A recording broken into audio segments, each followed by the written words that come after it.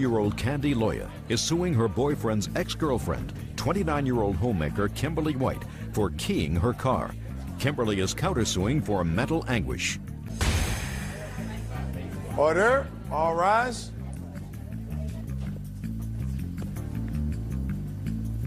Your Honor, this is case number 51 on the calendar in the matter of Loya versus White. Parties have been sworn in, Judge. You may be seated. Ladies, have seats, please. Ms. Loya, the defendant is your current boyfriend's ex-girlfriend. Yes. Is that right? Yes, Your Honor. And you and Chad have a child together. Yes. How old is the child? She is 4. She'll be 5 on Halloween. Where is Wonder Boy? At home. Why isn't he here? Didn't want to come. Right. It is your claim, Ms. Loya, that the defendant keyed your car, causing extensive damage. Yes. It is your claim on your countersuit that the plaintiff keyed your car and, in addition, forced you to confess to keying her car. Yes, Your Honor. Okay. So let's get to your claim first. Did you witness the defendant keying your car? No, I did not. So what proof do you have that she keyed your car? I have an audio tape that she confessed on. You have a tape of her confessing? Right. I'll hear it. You will admit to me that you keyed my car, nothing will happen. I'm just gonna have to go get this fixed myself. But I'm telling you, if you admit it, don't ever show your face to me again. You already admitted it. Don't ever show your face to me again. I I'm cannot. gonna put a hand on you. I'm gonna press charges on you. Nothing. Just admit it, because you've already admitted it once. Just say okay. Okay. Okay, what? I did it. Why? Because what? My car is keyed. And who did it? I don't know. Exactly. And you think it was me because I'm your baby's daddy's girlfriend, and I can take you on there right now and show you. My car is keyed. But did she do it? She's telling you she did not do it. Chad told me that you admitted to him on the phone that you did it because I did that to your car. I'll go over there and show you, Candy. And you doesn't prove that she does it. Exactly. She did. I did not do it. I vow on my grandmother's grave that I will never, ever key anybody's car. Okay, well, you was over here the other night, Candy. How many people live in these apartments? Did you see it when you actually walked out to the car, or did you see it the next day? I know when I come over here, my car was not keyed. And you was over here that night. That doesn't mean I did it. You was over here that night. Doesn't mean I did it. And what happened here that night?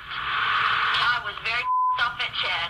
Yes, she was. And me too, wasn't she? I hate your guts. I know you do. But I would not do that to your car. Well, my car was keyed, and I can take you over there right now and show you my car. I don't deny that your car is keyed. The point is, you didn't have proof that I did it, which I surely did not. And the fact is that my car is ugly now. My car is too. Why would she waste her time on somebody she hates? Well, yeah. Why would I waste my time on you? So that the same can happen to my car? No. I know how it feels to get my car keyed. This is the second time a brand new car of mine has been terrorized. That's not Chad's car, that's her car. That is my car. You do not take out your animosity towards Chad on me, ever. And when you get out of this car, we will go look at your car for the simple fact that I don't give a But when you go home, I want you to think about, now leave that light on. When you go home, I want you to think about that you did to my car. When did you do it? Today. Where? I was at my house today. And he saw you do it? No, he didn't see me do it. What did he do at your house today? Today, he came over to my house. And you No, we don't. Then why was there a condom in the trash can? That was because somebody else was over there the other night. What did Chad go over there for today? Chad come over there today. Did you lure him over there so that I did not. My car? No. It was just the perfect opportunity. No, for you Chad come over there today. For what? I didn't ask him to come over there. Okay. He come over there on his own. And it was the perfect opportunity for you to key my car. No. Chad came over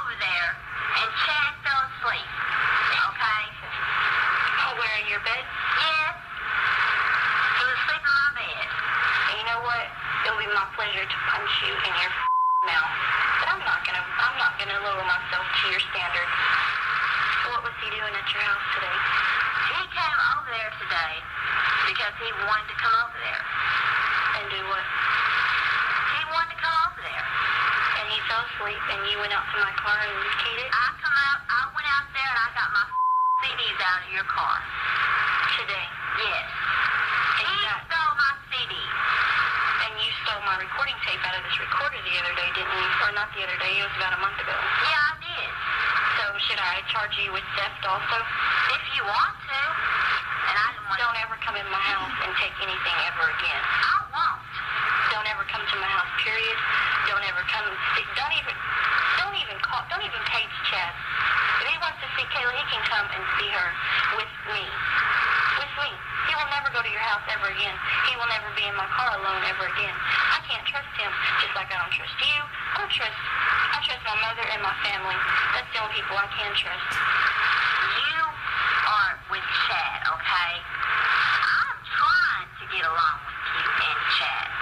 I tried to get along. I fed your tonight. I fed your tonight, and you did that to me today. I know that. I hope you throw up.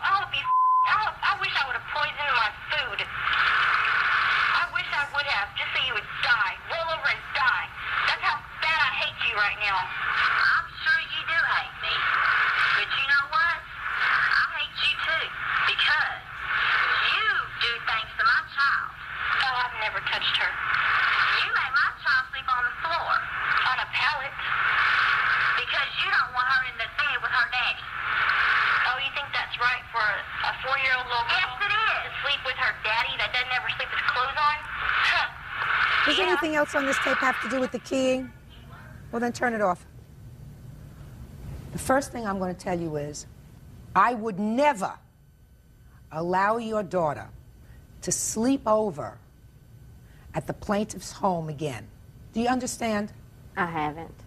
Because a child should not be exposed to the kind of hostility that the plaintiff feels towards you that will rub off on your daughter, and she's an innocent. Yes, and she's had problems too because you understand? of it. Yes. Judge Judy continues in a moment. And they held a knife to me. I was terrified for my life. She stole this tape out of the car because she didn't want Candy to have evidence. I don't blame her. I don't blame her! Real cases, real people. Judge Judy.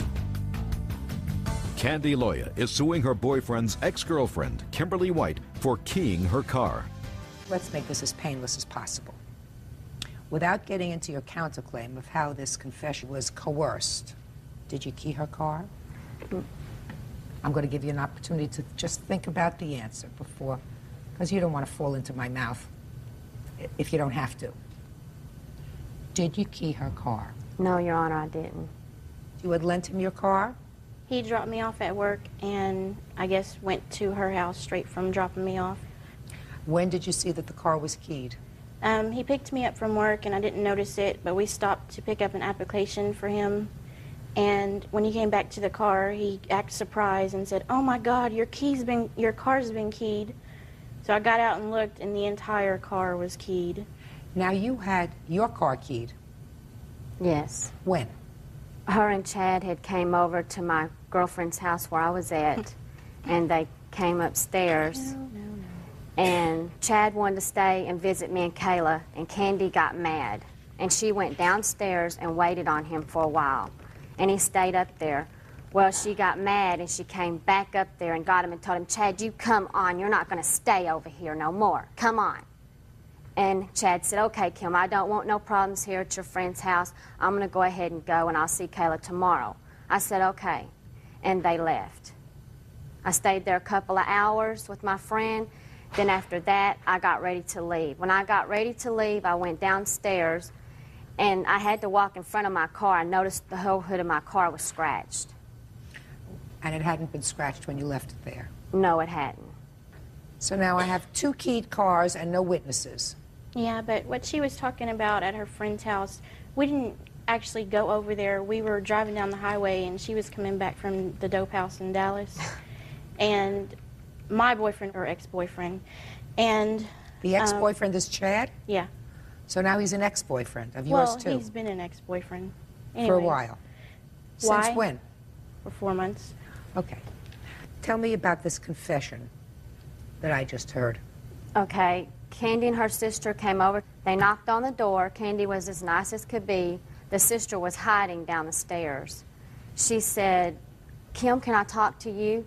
Well, we used to talk about Kayla, my daughter, so I thought maybe she wanted to talk about that. She didn't want her coming over no more or something. So I said, okay.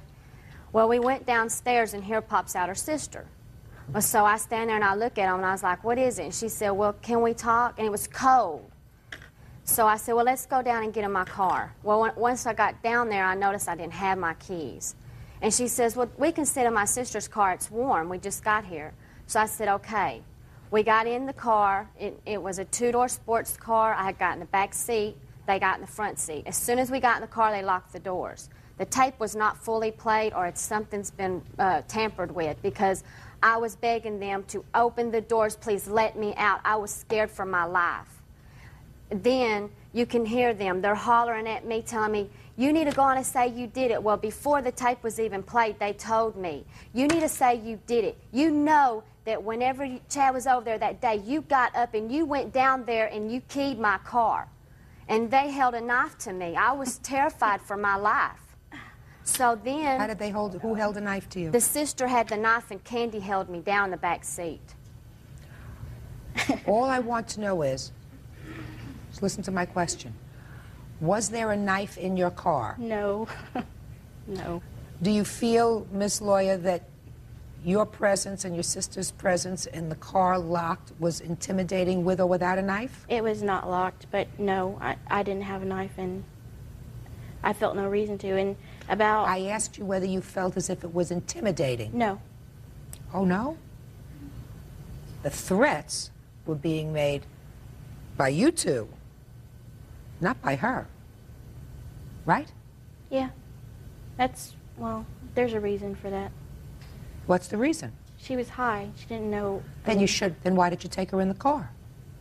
Because I wanted her to confess on tape that she did that to my car. You can't do that. You can't do that. That's outrageous. You know what that is? Kidnapping. Well, the doors weren't locked. Kidnapping. Yes, they was. No, they weren't. Whether they were locked or not, if it's a two-door car and she was sitting in the back, she could not get out of the car unless one of you, either you or your sister, got out of the car first to let her out. So it doesn't make any difference whether the doors were locked or unlocked. She was a virtual prisoner in that car. That, Miss Lawyer, is called kidnapping. Do you understand? Yeah. What? Is it kidnapping when she says she will get in the car? I'm sorry. Here we go. She agreed to get in the car, and Yes, she agreed so to get how in is the that car. kidnapping? Tell me why she agreed to get into the car. Tell me what you said to her. It was cold outside. No, tell me what you said to her. Do you want to go talk in the car so we can sit in the car because it's warm? Fine. And what was your intention when you went over there? To get her to confess on the videotape. Did you tell her that? She knew that. Did you tell her that? No, ma'am. Do you believe that if you had told her that before she got into the car, she would have gotten into the car? No, ma'am. Of course not. So you lured her into the car. Yes, ma'am. Now sit down. Could I say something about a confession? Sure. 2 days after this happened, Kim paged Candy at work. So Candy called me, and I called her on three-way. And so I asked her, why did you key Candy's car? And I said, why did you key my car? Because car's in my name. She said, I didn't know it was your car. You have that conversation with her? No. Yes, you did. I did page Candy because What'd you page her for? to talk to her about the car, because she went over to my mother's house. So what'd you call her for? I just wanted to talk to her about it and tell What did her. you want to tell I her? wanted to tell her to stay away from my mother's house and don't go back over there with the tape. If you want to go to the police, go to the police. That's why I called her with that recorder and told my mother, if you will give me $1,700, I will not take this to the police. And my mother said, I will not do it. Did you go over She stole this tape out of the car because she didn't want Candy to have evidence. I don't blame her. I don't blame her. Judge Judy continues in a moment. Get real. Will you please? I know that they're not living together anymore. I don't care whether they're because she living lives at together home. or not. That doesn't mean they're not sleeping together if they're not living together, right? Play in the mud, you get dirty. You understand? Real cases, real people. Judge Judy. Candy Loya claims her boyfriend's ex-girlfriend, Kimberly White, keyed her car. Kimberly is countersuing for mental anguish. So Chad is no longer in your life, is that right? Perfect. I just talked to Chad the other day. He told me they're still together. Well, Friends. They are not Friends? living together. Well, not friends, but They're more than acquaintances. friends. And since all that's happened, I've had to take my daughter to counseling. I've had to see a psychiatrist. you have a I drug have a problem? letter. No, I don't. Did you? No, I did not. You work? No, I'm not working right now. Why not? Because I'm seeing a psychiatrist. I cannot work. They terrified me. I'm scared to go out of my house. I have a letter here from my doctor. Let me see the letter from your doctor. well, it's kind of funny that I picked her up on Christmas Day, and you had no problem doing that. And I picked her up several Saturdays before to Just take a her to minute. visit Chad. Just a second. You picked her up Christmas Day of 1999? Yes, and I picked her. Just a second. To go That where? is not true. She hasn't Go took me to see Shh. Chad. To go Not you, quiet. Kayla. We had the agreement. Candy would come pick Kayla up so Chad could see Kayla, and Candy would bring her back. Does your doctor have you on any medication? Yes, he does. What kind of medication? I am taking Selexia, and I take a sleeping pill because I cannot sleep because I'm always terrified thinking that they're over there watching me at my house or something. Judge Judy will continue in a moment. I'm not satisfied that this confession that I've heard on that tape was taken under the circumstances that it is reliable. You had somebody who was coerced into a car, who was threatened, held in the car against her will, and I am not accepting that confession as proof that you keyed your car, so your complaint is dismissed. With regard to your car being keyed, that's dismissed. You have no proof. Miss Lawyer, I'm not giving you a dime for your damages to your car. If what you and your mother tell me is true and accurate, that this person still is part of your life, you deserve whatever you get. You deserve whatever comes to you. You will be in for nothing but heartache, and you're a young woman, but that's entirely up to you. You know, you play in the mud, you get dirty. You understand? Do you understand? Okay. So when you say to me they're just friends, no, they're just acquaintances, Well, get real. Will you please? I know that they're not living together anymore. I don't care whether they're because she living lives at together home. or not. That doesn't mean they're not sleeping together if they're not living together, right? She'll wind up one day on that side of the fence. You have a primary responsibility, Miss White. Your primary responsibility is to take care of your daughter. You pick this guy to father your child. You are in all probability stuck with him at least for the foreseeable future. He's going to be in your life. I strongly suggest that you don't take that out on anybody else. He's not worth it. And the worm isn't even here. Your cases are dismissed, that's all. Parties are excused. You may step out. Judge Judy will continue in a nurse. Frishta Grande is suing the father of her child, 35-year-old filmmaker Mark Mattson, for stealing the baby's belongings and her clothes. Order. All rise.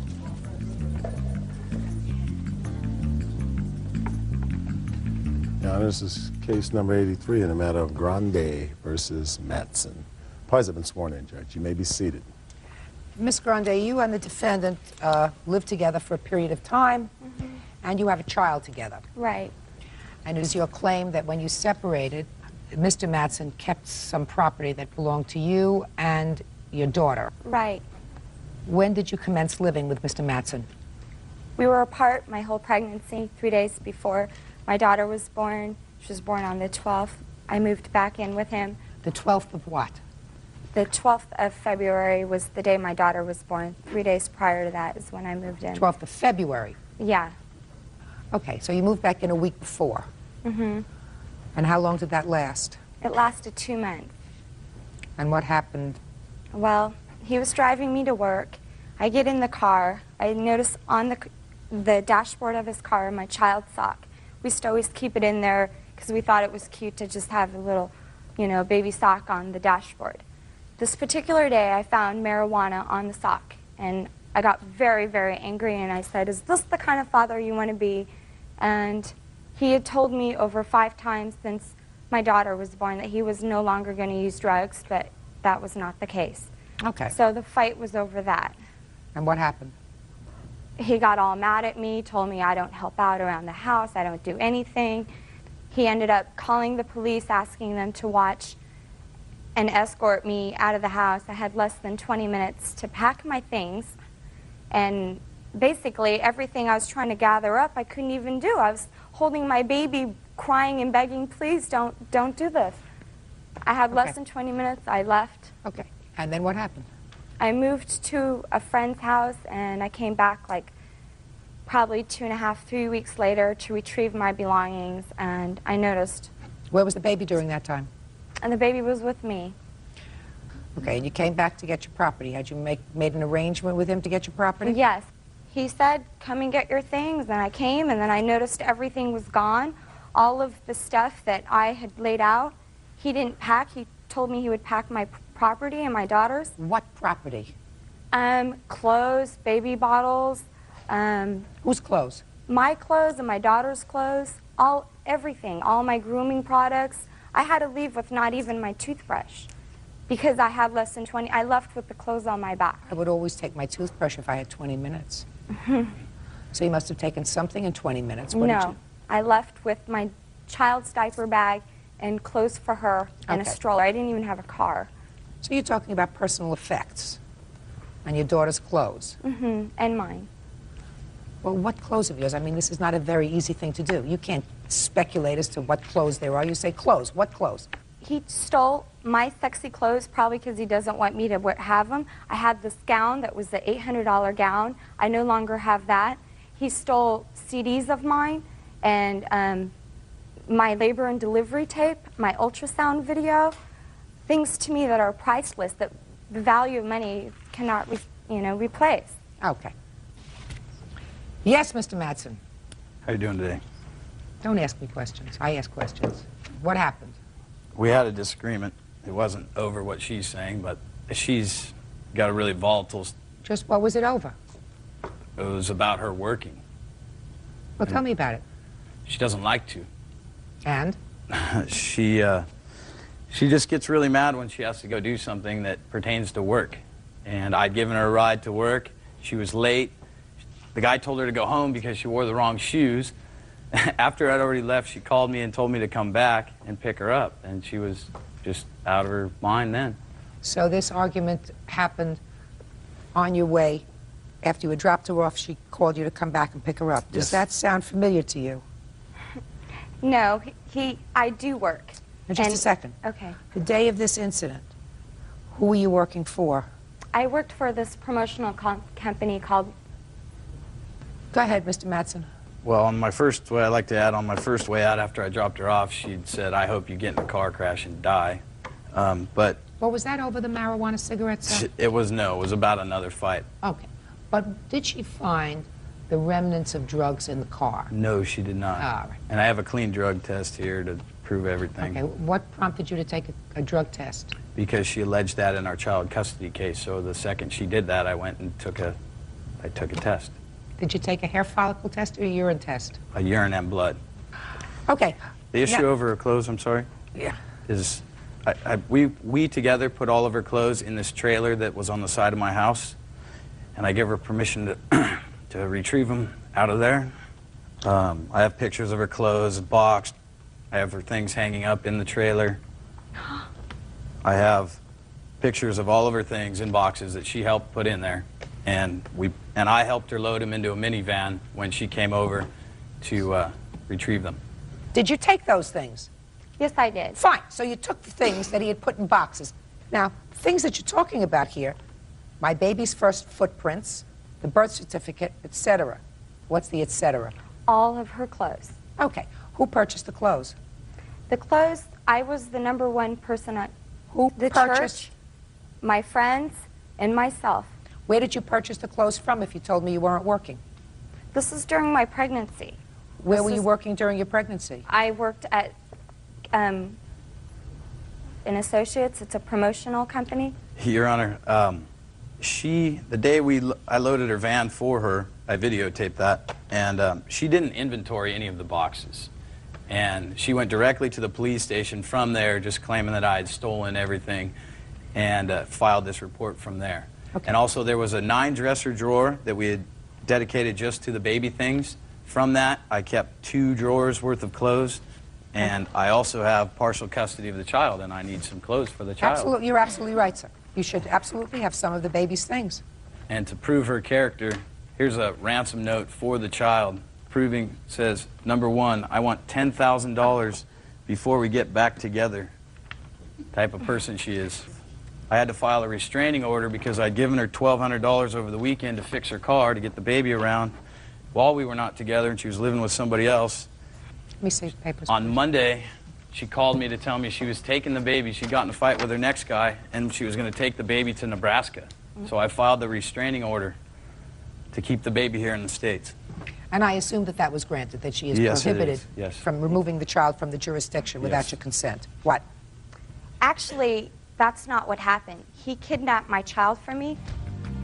Judge Judy continues in a moment. This person lives in a $500,000 home. Is that the home you were living in with him? Mm-hmm. Was it comfortable? Not really. And later today, The initial problem was created by you. You personally, not her. real cases, real people. Judge Judy. Frishta Grande claims the father of her child, Mark Matson, stole her baby's belongings and her clothes. How can he kidnap his child? Well, what happened was I told him, if you don't help me find a home after you just left me, I have no choice but to move to Nebraska with my family where they're going to support me. He just kicked me out the week before. Of course, I didn't trust him. I asked him to watch my child for me while I went to a computer class and looked for an apartment. When I came to pick her up, that's when he petitioned for the restraining order and everything. He had her for 4 days. I have right here on his own from a letter from my attorneys stating that he returned my daughter to me. This is when she's 2 months. So what? You both parents, you each have equal right to custody until the court says otherwise. He can't kidnap his own child. He was gone. Just as you can't kidnap, because you each claim I that told the him other... I wasn't- Shh, I'm speaking. He can't kidnap his own child, nor can you kidnap your own child unless there is a prior custody order. Your Honor, and as far as this case is over, the things that she's missing, if you wanted to call the next guy who lives at the beach that she ran off with, he has a garage full of things. He's called me. He and I have become friends since because she ousted herself from his house. He and I have become friends since then, and What's I'm his supposed name? From the defendant's house, did you move into Mr. house? Yes, I stayed 1 week. He's Do requesting... you have anything at Mr. house? Yeah, I have baby furniture, and I'm moving into my apartment tomorrow. Where did you get the baby furniture from? I got it for $100 at a garage sale. Okay. This is a list of receipts that he made a copy of everything he purchased for our daughter. And the total money that he has spent on his daughter is $418. When this person lives in a $500,000 home, has 3 companies. Is that the home you were living in with him? Mm-hmm. Was it comfortable? Not really. He If always he's has living in a people over. just a second. If he's living in a $500,000 home, madam, it must be either a very luxurious 2-room $500,000 home, or else there was room for the baby's furniture that you bought that is at Mr. house. He refused to turn the office into a nursery. He wouldn't make room for the baby's room. Do you have the baby's birth certificate? No, I do not have that with me. Okay. Do you have the baby's first footprints? Yes, I have. You do. So make a copy of them. I will. Make a copy of them. You're as No, entitled to that that's as not a she problem. is. What other things does he have that are irreplaceable? My ultrasound video, Do my you have labor an and delivery. do you have an ultrasound video? I have found that since then. I've never Wonderful. watched it. I don't need it. She can have it. No Perfect. problem.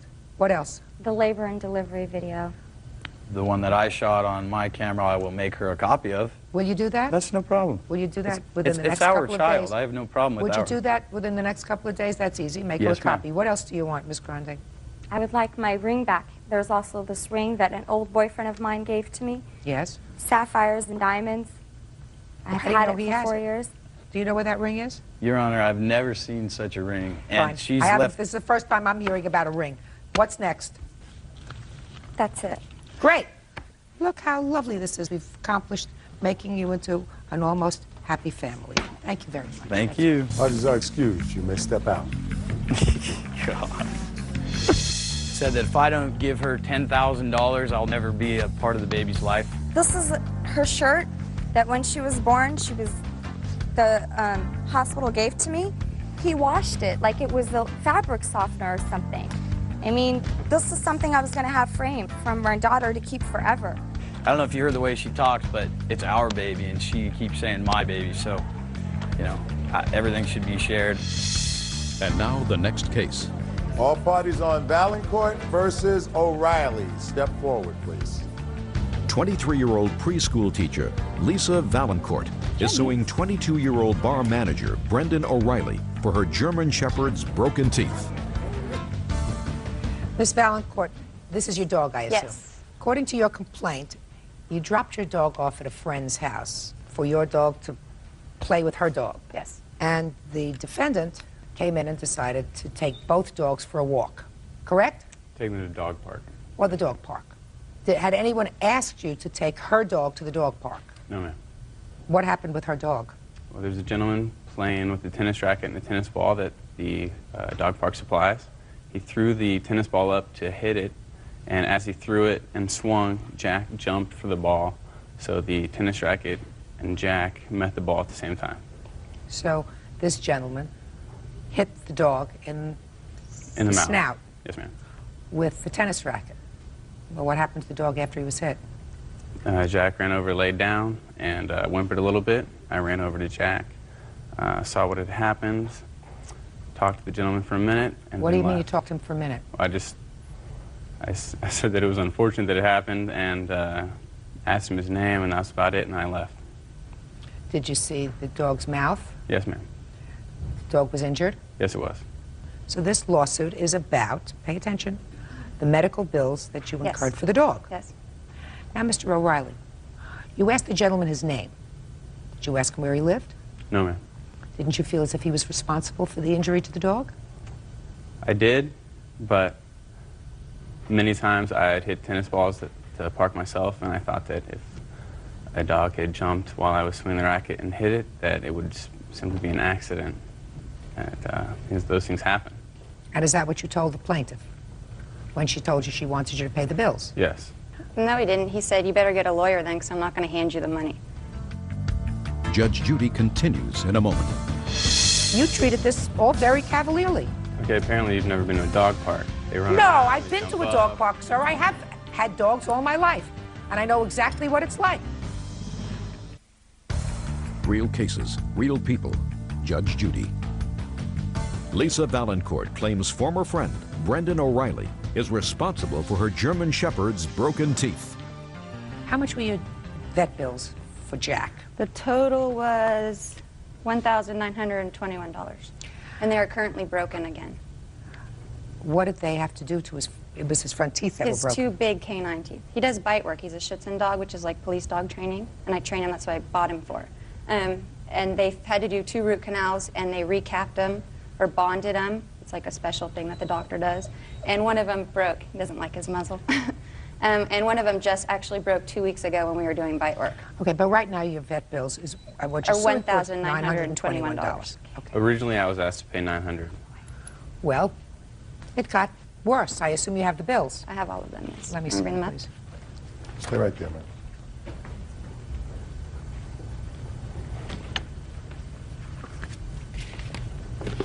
They're all circled, the totals.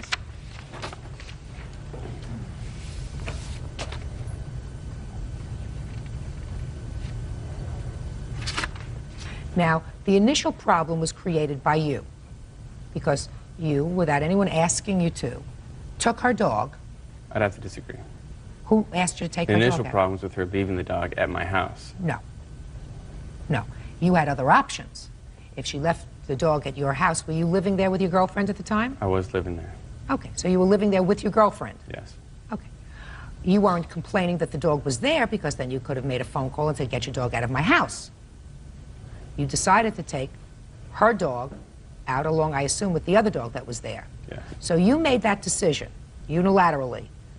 So between the two of you, if the dog is injured, let's say the dog is injured by, you know, a flying meteor, not by somebody else's negligence, you would be responsible because you placed the dog in a position of being in that particular place and time. Okay, what if I wasn't there when the dog was left there? I had no say in it. It doesn't make any difference, Mr. O'Reilly. Your recourse is not to take the dog to the park. Your recourse is to pick up the phone and call her and say, come get your dog. I don't want it here. Judge Judy continues in a moment. What I don't understand even further, Mr. O'Reilly, is this man was negligent. If you're going to use a tennis racket to hit balls to a dog, then you have to make sure that the field is clear so that you're not going to hit either another person or a dog. That's your responsibility if you're using a tennis racket, so that you cavalierly walk up to him and say, yeah, you know, it happens. Okay, apparently you've never been to a dog park. They run No, around, I've they been to jump a dog up. park, sir. I have had dogs all my life, and I know exactly what it's like. But if somebody used a tennis racket, and in using a tennis racket wasn't careful enough so that my dog was injured, I would say not only get his name, but get his address and find out if he had homeowner's insurance that may cover the problem, if there were vet bills. You treated this all very cavalierly. Bottom line, somebody is out $1,921. And if you had the name of the person and the address of the person for her to proceed against, They already have it. where did she get the name and address of the person? As far as I know, her sister tracked the person down and got the name and address and talked to the gentleman. Why didn't you? I didn't, simply because if I was in his shoes, I would feel the same. I wouldn't want to be held responsible. I suggest that since you didn't bother to track down this gentleman initially, that you track him down now, because you have a lawsuit against him for $1,921. You personally, not her. You go get the money from him. Judgment for the plaintiff in the amount of $1,921. That's all. Parties are excused. You may step out. Come on, Jack. Machinist Daniel McMahon is suing his former live-in girlfriend, 34-year-old store manager Michelle McCartney, for half the deposit on an apartment and the return of his furniture. Michelle is countersuing for Daniel's share of their living expenses. Order. All rise.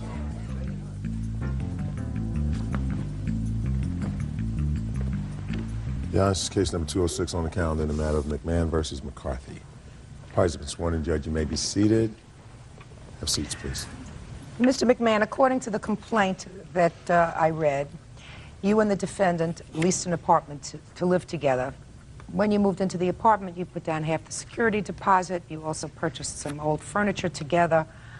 When you separated, you did not receive your security deposit back, nor the value of half the furniture that you purchased. That's what you want. That's right? correct, Your Honor. The defendant says this is pretty much a joke because you really owe her money and she has a counterclaim. Mm-hmm.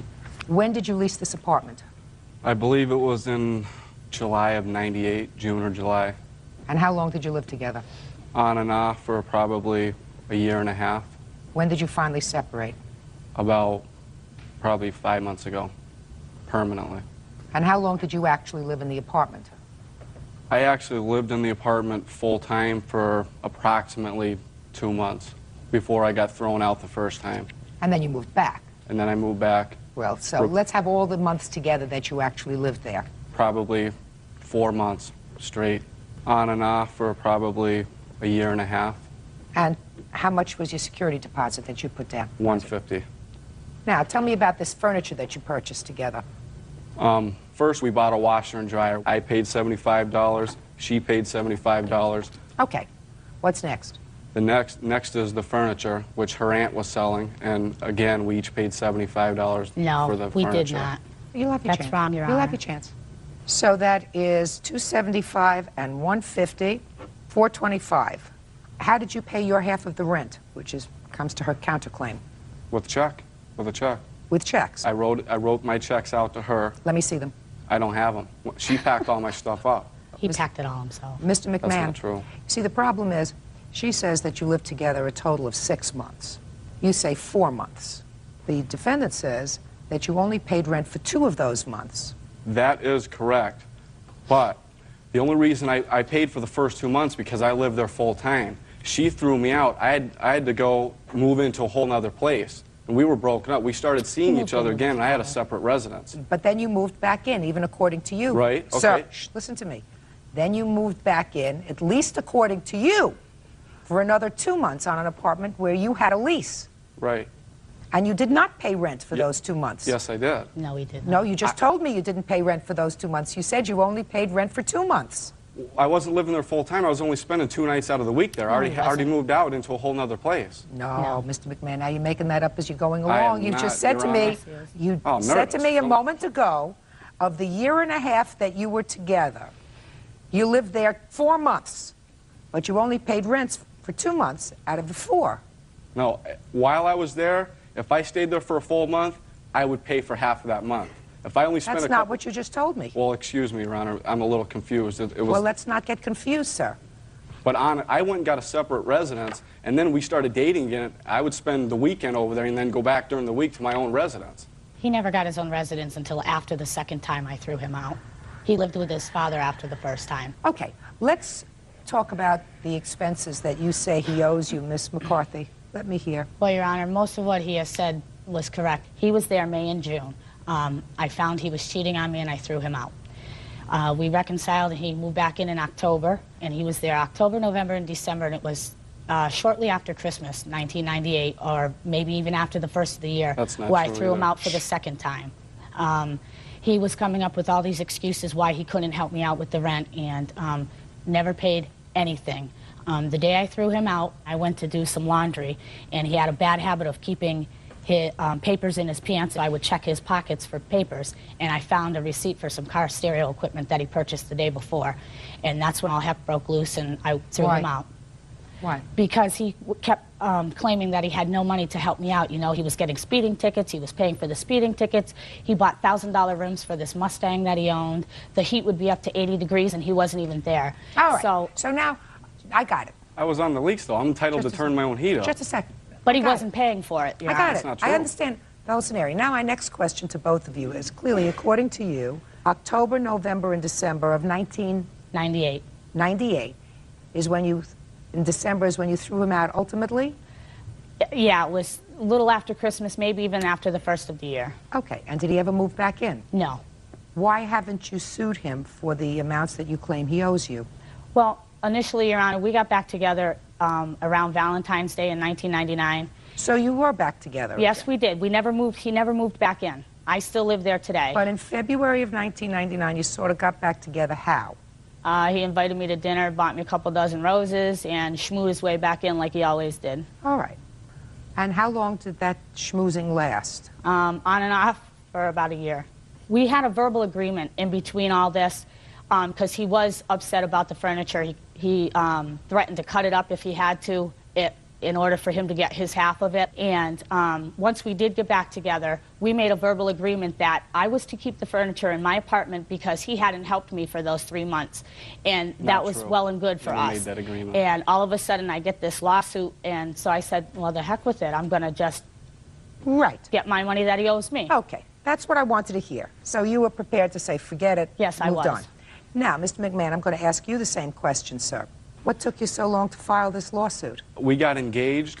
Yes. She wanted me to move back in. I said, no, not until some issues are resolved. And when did that engagement terminate? On my birthday. What date? January 30th. I wasn't just going to jump into a lawsuit until I had some time to deal with what I was feeling. You should have jumped into the lawsuit a year and a half ago. Well, yeah, you're right. You're right. You're absolutely right. If you believe that she honestly owed you this money, half of a washer and dryer for $75 and a lot of furniture for $75. It's not the money. It's got nothing to do with the money. So what does it have to do with? Your Honor, we had a 3-bedroom apartment. Out of all 3, each bedroom had a closet. I had a quarter of one closet in the master bedroom. So does my husband. And I had 2. And let me tell you, he's a happy man. And I had 2 drawers. I had 2 drawers. I couldn't even put my clothes in there. He has 2 drawers. Men are lucky if they have a quarter of a closet. They have 1 drawer. And another thing. Women need more drawers. And another thing. And more closet space. Judge Judy continues in a moment. She took over the whole apartment. That's what ladies do. They make a nest. What about me? My husband knows he can decorate anything in his quarter of the closet. I didn't get Period. And later today, he shove-kicked me to my growing area, and I didn't do anything. real cases, real people. Judge Judy.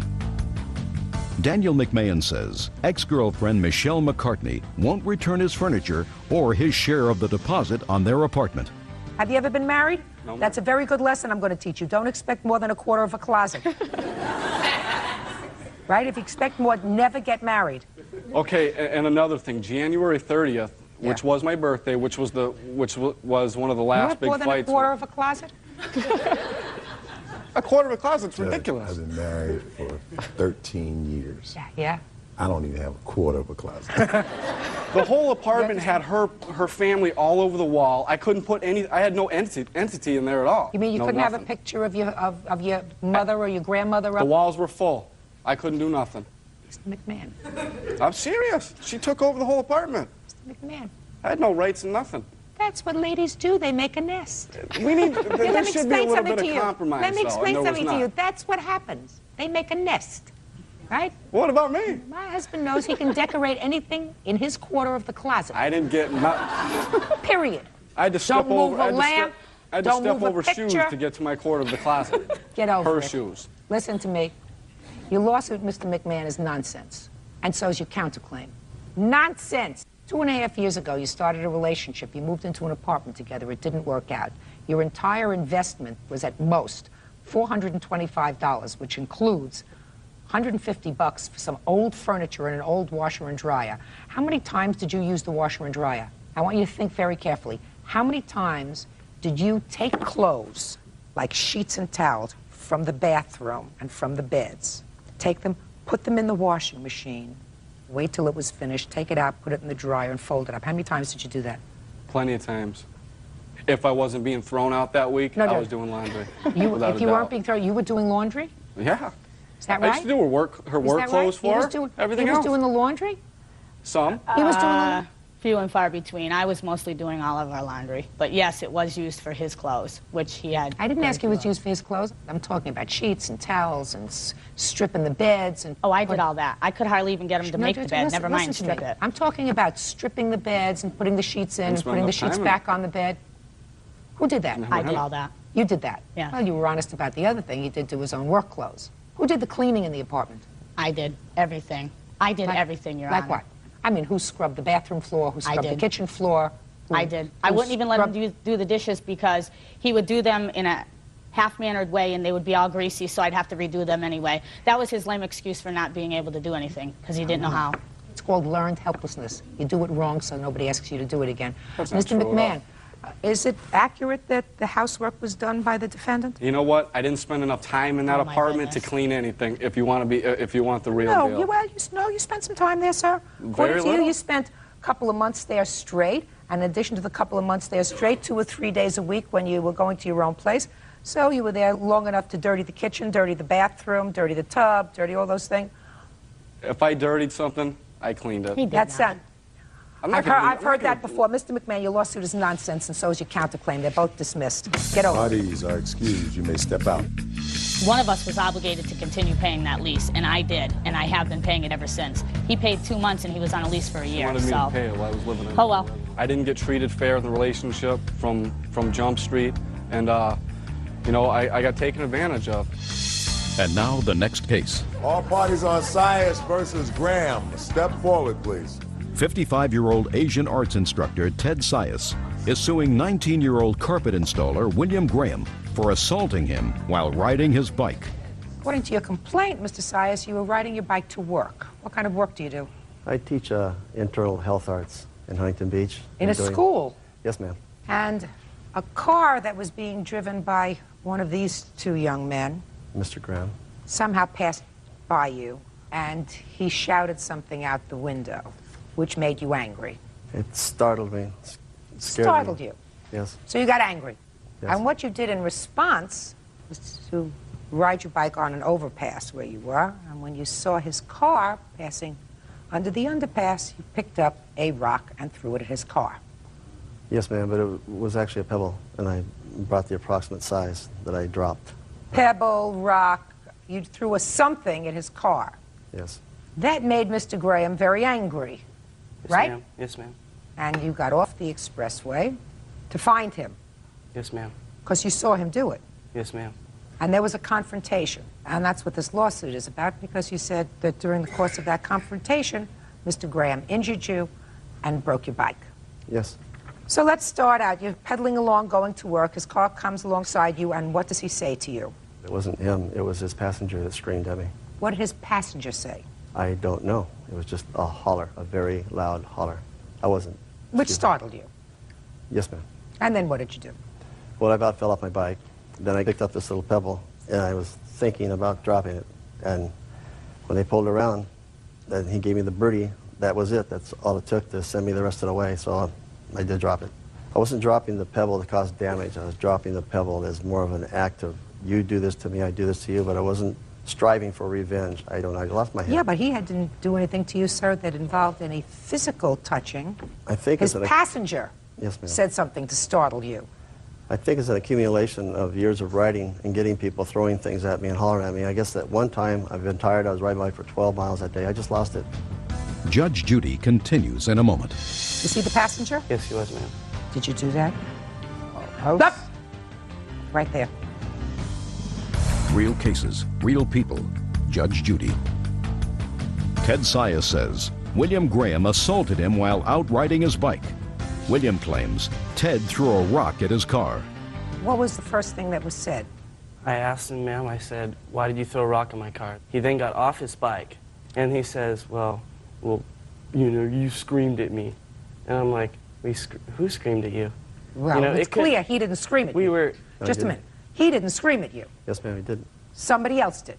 Go ahead. It could have been possible that we had been goofing around, laughing, whatever, you know, the case may be in the car, what you do with whatever, somebody in your car spooked him, right? That must have happened somehow. It wasn't intentional. Was he the passenger? Yes, he was, ma'am.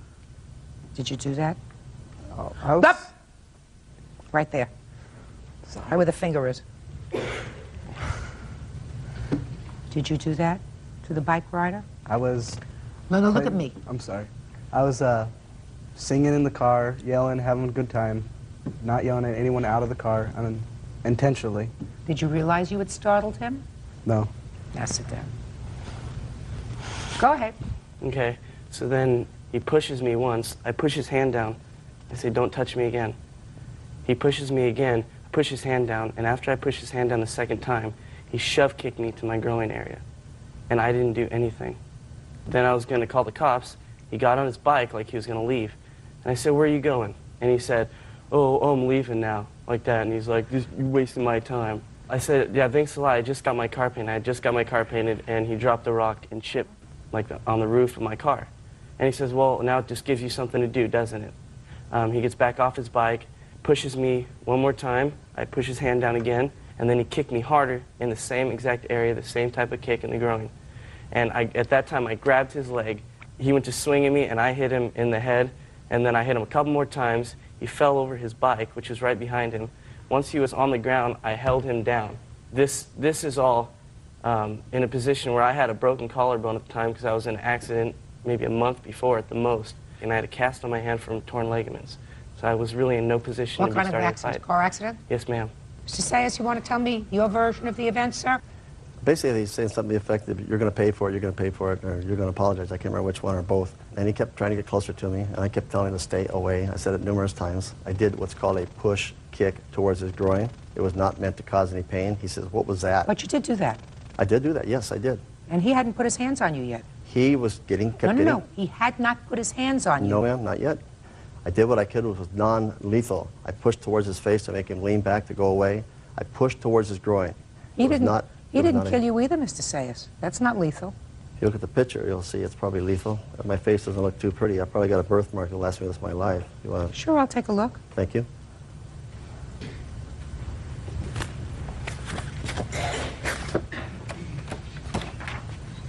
Mm-hmm. That's not lethal. Nasty, but not lethal. Judge Judy will continue in a moment. You don't say anything in your complaint, Mr. Sayers, about your putting your hands on the defendant first.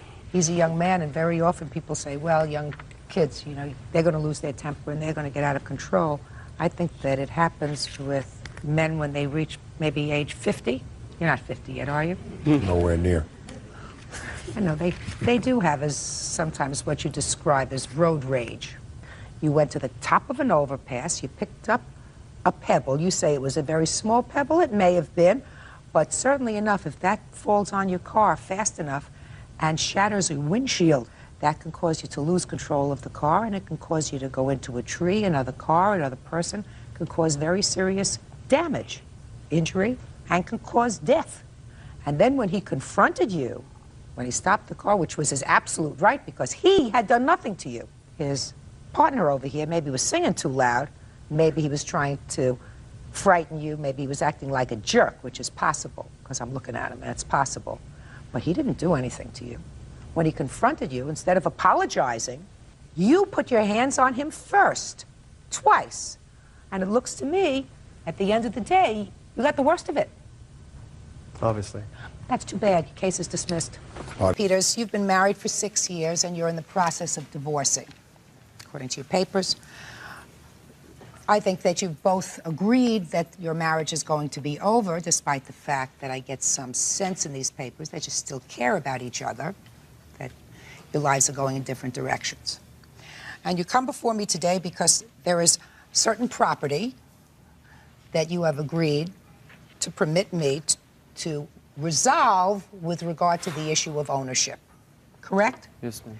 And once those issues of property are resolved, then the divorce process will be a relatively easy one. Right. Yes. Yes. Take a deep breath. Are you nervous? A little. Okay. Mrs. Peters, according to your complaint, there are 3 items at issue. Right. There is a car. Right, the car. What kind of car is it? It's a 1993 Geostorm, GSI. And then the issue of my cat and my dog, he gave my cat away. And we had decided that I would... So there's a dog? Yes. Because the cat's gone? Yes. And then also we have some videos that we... Some personal videos that he has that you would like back? Well, I would like it destroyed? Yes. Let's start with the car, because my sense is that the car is, in the area of emotions, the easiest thing to resolve. That's correct. Is that right? That's correct. Now, the car is in your name, Yes, ma'am. but she pays for it. That is correct. How did that come about? Because when Chris and I had moved to California together, for a while he wasn't working, and I had paid some of his car payments, just 2 of them, so that I was afraid he was going to leave me if he couldn't pay his bills and I go back to Colorado, and I didn't want him to go back, so I paid that. And then I got sick afterwards, and I got really behind on my bills, so my car got repossessed, so I ended up filing for bankruptcy. I don't believe you paid my car payments. Yes, I did. I Well, did twice. that's really not particularly relevant, because what we're here for is for resolution, not to revisit bad moments. So anyway, Does that that's sound why. right to you? Yes. So you had bad credit, Yes. but you needed a car, Yes, Your Honor. and you helped her. Yes, ma'am. I told her, I says, now if I sign for this car, you have to promise me that you're going to make your payments on time and you're not going to make this a liability to me. So you said, I'll sign for it, but promise that you'll make the payments faithfully and on time. That's correct, Your Honor. You don't mind if I help you out a little bit? No, not a because I bit. got other cases to do today. Thank you. Okay. How much more time has to go on this car loan? About a year and a half. And how long was the car loan? 5 years? Yes. And you would agree, Mr. Peters, that she has made, even though some of the payments were late, she's made all the payments. That's correct, Your Honor. So there really isn't much of an issue about that. When you separated, you took the car. Yes. So Well, the the issue is the collection agents keep coming to me wanting those payments because they're always late. They are not, I'm sorry. Sorry, Your Honor, but they're not always late. Well, I got just this notice right here that she's behind 2 payments. I'm not behind 2 Let payments. me ask you this question, Mr. Peters. How would you like to resolve this fairly with regard to the car? Let me see what your suggestion is. Well, I would like to be able to sign it over in her name, but that's impossible because they won't do it because of her credit. So I think that she should at least reimburse me maybe half of what the car is worth, and that way. How's that going to help you? Well, my car's about ready to go. How do you think it would be reasonable to resolve this issue? Because what you're really asking is you're asking him to sign the title of the car over to you, and yet he has the liability. Yes, ma'am. I've made all the payments up to now. I'm not going to stop making the payments. Well, I know that because you're driving the car. But if you do stop making the payments, that means they're going to come after him or repossess the car. I would never stop making the payments. Mm-hmm. I've already paid over $12,000 on that car, Your Honor. I'm not going to stop making the payments. Plus, I paid his car insurance until this year so that he could have car insurance because he didn't want to have That's car not insurance. true. You left me with $1,500 worth of bills, and Chris, that is so not true. and I paid the last 2 months of your insurance. Okay.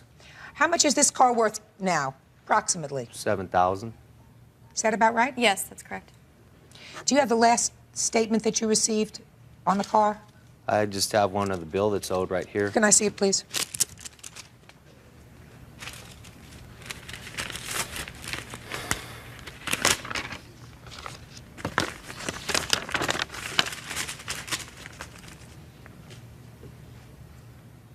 Well, it says this payment, you are delinquent by 1 month. Actually, that will be true on the 26th. But I'm going to make the payment before the 26th. Okay. Give me a minute. You still owe a lot of money on this car. About $6,200, I believe. Mm-hmm. She's probably paid about $2,000 in overcharges by now. No, I have not, Chris. Wait, she's paid for a long time. I mean, you have had the car for, if she's had the car for 4 years, if she's had the car for 4 years. But every time she's late a payment, Your Honor, I am not every time late a payment, Chris. Just don't fight with each other. You don't have Sorry. to fight with each other anymore. You're getting a divorce. The fighting is over. Later on Judge Judy. Have you ever shown this video to anyone? No, ma'am. And you want it destroyed? Yes, I do. You want to keep it? Yes, ma'am. That's And it. Real cases, real people. Judge Judy. 34-year-old Chris Peters is divorcing his wife Kelly because she won't give up her exotic dancing career. They have asked Judge Judy to arbitrate the dispute over their pets, their car, and their intimate home video. Mr. Peters, I'm going to suggest to you that for the purposes of liability and everything else, that you sign this car over to her so that the car is in her name. You, of course, always have the recourse of suing her in a small claims arena. You don't have to go through lawyers or anything else. You know she doesn't have money now. Yes, ma'am. My alternatives are to force her to sell the car, satisfy your loan, and then she'd have $800 left. Because if the car is worth $7,000 and there's $6,200 left to pay on the loan, that would put her in a position of not being able to be employed, really, because she wouldn't have a way of getting back and forth to work. I assume you drive to work. Yes, I do. Now, you've been married for 6 years. Are you employed on a regular basis? Yes, I am, Your Honor. You have a weekly paycheck? The small one. Okay. You are not, I assume, Ms. Peters, in your divorce action seeking support from him. Is that correct? Of course not. Because you're working. Mm-hmm. So I want you to look at the long-term picture, Mr. Peters. This car is your insurance. Your insurance that when this whole divorce action is finalized, your wife is not going to ask for support from you because she's not working because she didn't have a car to get to work. Got it? Yes, ma'am. All right. So what it really means is for the next year while this car loan is being paid off, you'll have to sweat it a little bit to make sure, you know, that she's going to make the car payments. You also can feel confident that after all the money she's paid for the car, it is unlikely that she's going to allow the car to be repossessed. I'm telling you right now, if you don't make your payments, the first thing they do is come and get the car. So, Mr. Peters, you're going to sign the car over to her. That way, when your divorce is over, everything's going to be finished. Is that a good idea? That's fine, Your Honor. All right, good. So, that was the unemotional part of this dispute. Now, let's get to the dog. The dog's name is Breezy. Yes. Breezy is, according to your papers, a boxer. Yep. Is that a Yes. picture of Breezy? No, this is a picture of my cat that he gave away without my permission. Okay. We'll get to the cat. Yes, Okay. we will. That's a picture of Breezy. Yes, ma'am.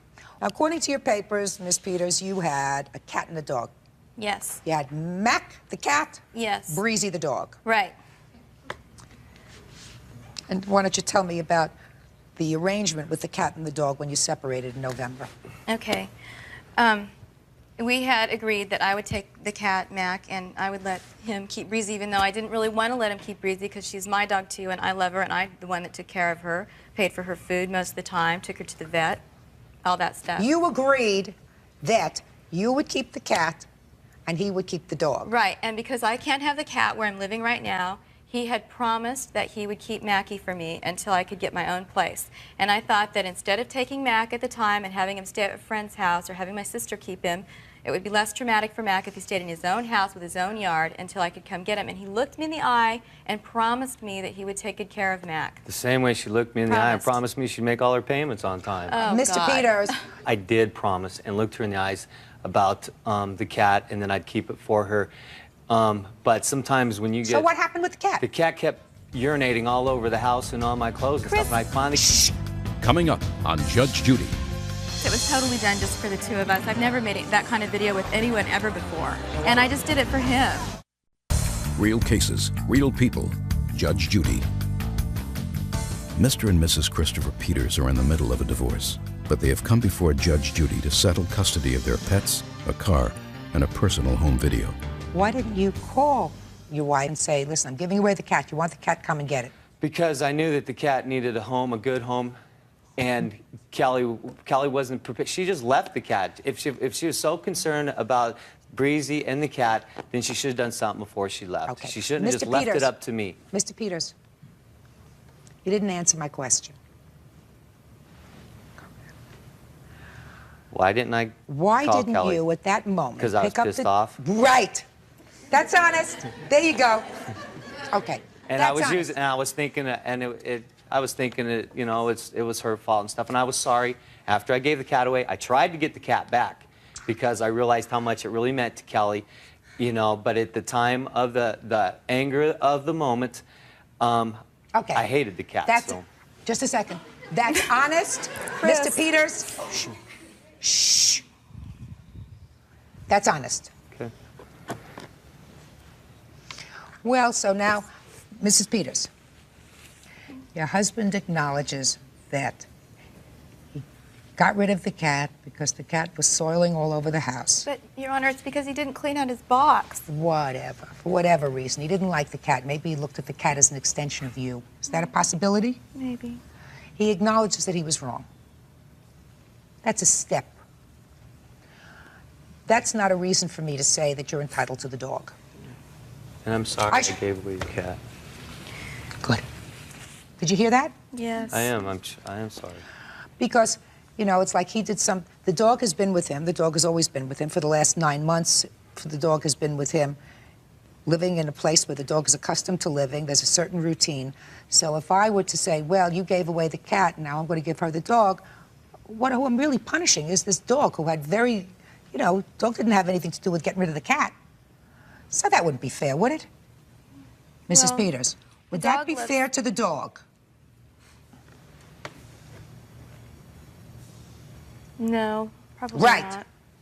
You're right. It would not be fair to the dog.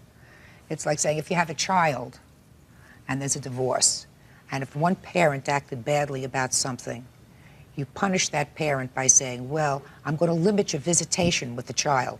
Because that's punishing the child. It's not only punishing the party, but it's punishing the child for something that the child had no control over. This dog is used to living in a particular place. How old is the dog? 3 years. So for 3 years, lived in the same place, same homes, got a yard, whatever. Does it? Yeah, it's got a Got a big yard, yard. has a routine. She's real happy too, Your Honor. And there's really no reason for me to uproot the dog because he made a mistake. Well, Yes, I did. He made a mistake. He apologized for it. It was not the right thing to do. So the dog stays with him. Chris, thank you, Your Honor. Now, the last thing that we're going to address is this video. Ms. Peters, it's your position that this was a rather intimate video that you and your husband took as husband and wife for fun, for whatever. Is that right? Yes, that's correct. And you want it destroyed. Yes, I do. Your position is you want to keep it? Yes, ma'am, I do. Well, I have a couple of questions to ask you, sir. Okay. Have you ever shown this video to anyone? No, ma'am, I would never show it to anyone else. Okay, so you want to keep this for yourself? Yes, ma'am. That's And sick. Very sick. Judge Judy continues in a moment. It's not as nasty or whatever that you want to think. I mean, Your it Honor, was it's very too- graphic. Real cases, real people. Judge Judy. Kelly Peters, an exotic dancer, and her husband Chris Peters are divorcing. Judge Judy is deciding what happens to their intimate home video. There is no reason that I can think of for divorced people to keep pictures, videos, photos of each other that the other party might find embarrassing. Well, there's nothing embarrassing about it. It was just, you know, I mean, it's like, I love Callie. I'm always going to love her. And it's just, I mean, it's not as nasty or whatever that you want to think. I mean, Your it was Honor, it's very too... graphic. Just a second. I don't want to hear about it. I thought I was being very... Sorry. I thought I was being very circumspect about it. I said that there was an intimate thing done with... I have between many us. other videos of her, too. I mean, that's not in the same category, This but... is what she wants. This is the one that offends you, correct? Yes, ma'am. Mr. Bell, I'm going to say this to you one more time, sir, and listen to me very carefully. When you divorce, if you're lucky, you're left with certain pleasant memories that you try not to forget. You know, you had good times with your wife. It just so happens that in your case, after 6 years, your lives have taken a different path. She doesn't want to have to worry about these photographs, these videos, falling into anybody else's hands. God forbid you're out in a car and your car is in a wreck and you are there comatose and your mother goes through your things and she says, I wonder if these are pictures of Chris when he was out skiing. And your mother plays this video. Do you understand what I'm saying, sir? You know, it's one of the reasons why people are always supposed to wear clean underwear all the time and keep their houses neat. You never can tell what's going to happen. There are all kinds of situations that I can conceive of where even if you don't intend something to happen, this can fall into the wrong hands. Someone can burglarize your house. That's a possibility. Isn't that a possibility? I don't think they'd find the tape. They're certainly not going to find it, sir, because there isn't going to be a tape. So there's nothing I can say because... There is absolutely nothing, sir, that you can say to me that would satisfy me that there is any logical, rational basis for you maintaining anything that might prove embarrassing to her. And if she had something that might prove embarrassing to you, I can guarantee you, sir, it would be in my possession if it was the subject of this litigation, and it would be destroyed. Do you? No, of course I don't. Good. Officer Byrd, you and I are going to take care of this video in the back. Okay, Mr. and Mrs. Peters, listen to me. It's resolved. This is going to be destroyed. It's going to be destroyed within the next 5 minutes. Officer Byrd and I are going to have fun. We're going to create a little bonfire in my chambers. Now, then you don't have to worry about it anymore, Mrs. Peters. So let us see how we resolve this case. The Geo. Yes, ma'am. Is going to be registered in your name. The dog, Breezy, sir, is yours. Thank you. The video is mine. This case is over. Thank you. Thank you. Parties are excused. You may step out. Out the back door to your right, please. Judge, this is number 11 on the calendar in the matter of Thompson versus Thompson. Parties have been sworn in, Judge. You may be seated. Have a seat, please. Well, this is a rather unfortunate intra-family dispute. According to this complaint, Mrs. Thompson, this is one of your sons. My oldest son. And this is your youngest son. Right. And it says here that you and your youngest son laid out $5,000 in bail money for the defendant. Yes. Who was incarcerated at the time for what, sir? Domestic violence. Against this lady? Yes. Who is now your witness? Yes. And you asked your mother and brother to bail you out? Yes.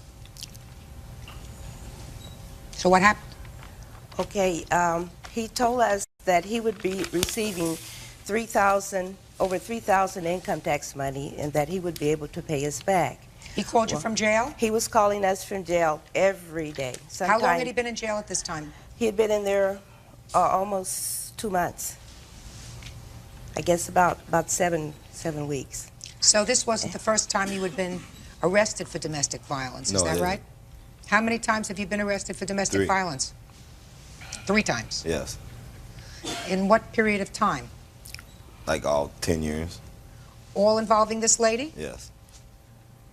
This time they kept you in, Yes. and you called your mom. Yes. So what did you do? Okay, he was calling me twice a day, and then he was wanting to speak to Stacy, his lady. He wanted to speak to her and the children, and I was allowing because they didn't have a phone. So it ran my bill up to over $400. I mean, I'm sorry, it ran it up to $442 in telephone collect calls.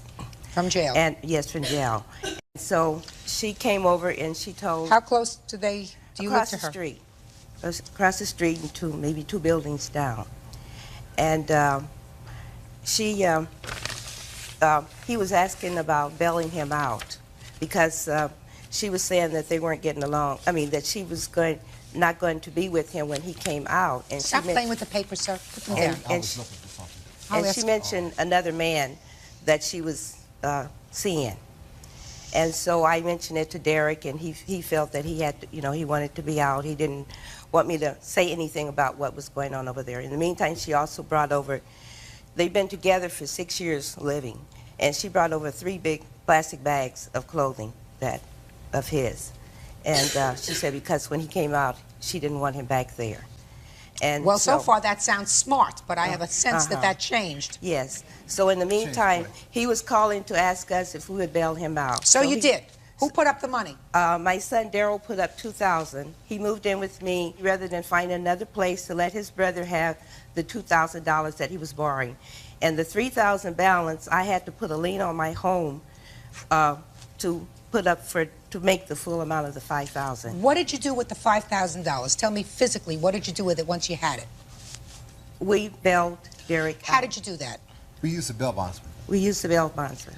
And the bail bondsman wanted the whole $5,000? No, he wanted $2,000 at first, which I had paid up cash, and $3,000 later deferred in payments, which he was supposed to make arrangements to pay back. And I had to put the lien in my home. And she put her home up also As collateral? Yes, yes. Was that domestic violence matter finally resolved? No, it is not. Well, you get that money back as long as he shows up in court, less a fee. You don't get the 10% back. We're talking about just the 10%. Yes, you don't get the 10% back. Bond, we have it right here. His bail was $50,000. Yeah, it was and we had to put $5,000 there.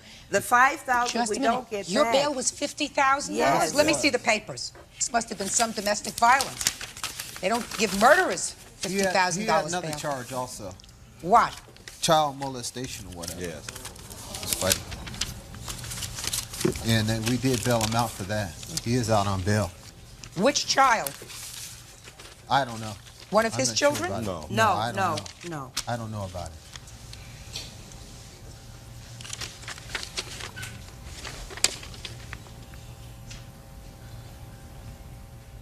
Yeah, you had $50,000 bail. That's what it says. Yes, and we did put up $5,000 And we had for to it. put the $5,000. Which he does owe us. Now, another thing, he had said that he was going to pay us back once he got his tax returns, and he had went and filed his taxes. And this is the She proof has the proof showing that he had received his tax, getting back his income tax money without paying us back the cash money, which we had put up, which he had promised to pay back. Because personally, I had talked to him like twice over the phone. He was saying, "Well, if you bail me out, I promise as soon as I file my taxes, I'm gonna pay you right back or whatever else. I got so and so Did I amount not waiting offer for you me." $1,000? I had No, $1,000 of like I dollars said, and I gave it to you. No, you didn't pay me anything. Don't talk to each other.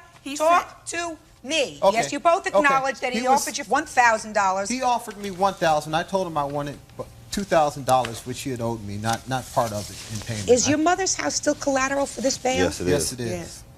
Well, why haven't you paid anything to the bail bondsman? Oh, well, how am I supposed to? I lost my job when I got out.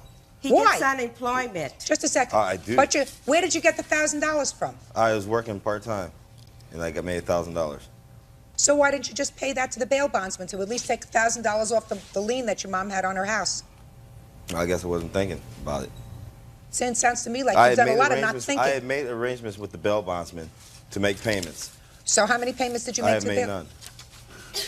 You made let me understand this. You made arrangements with the bail bondsman to make payments, but you haven't made any.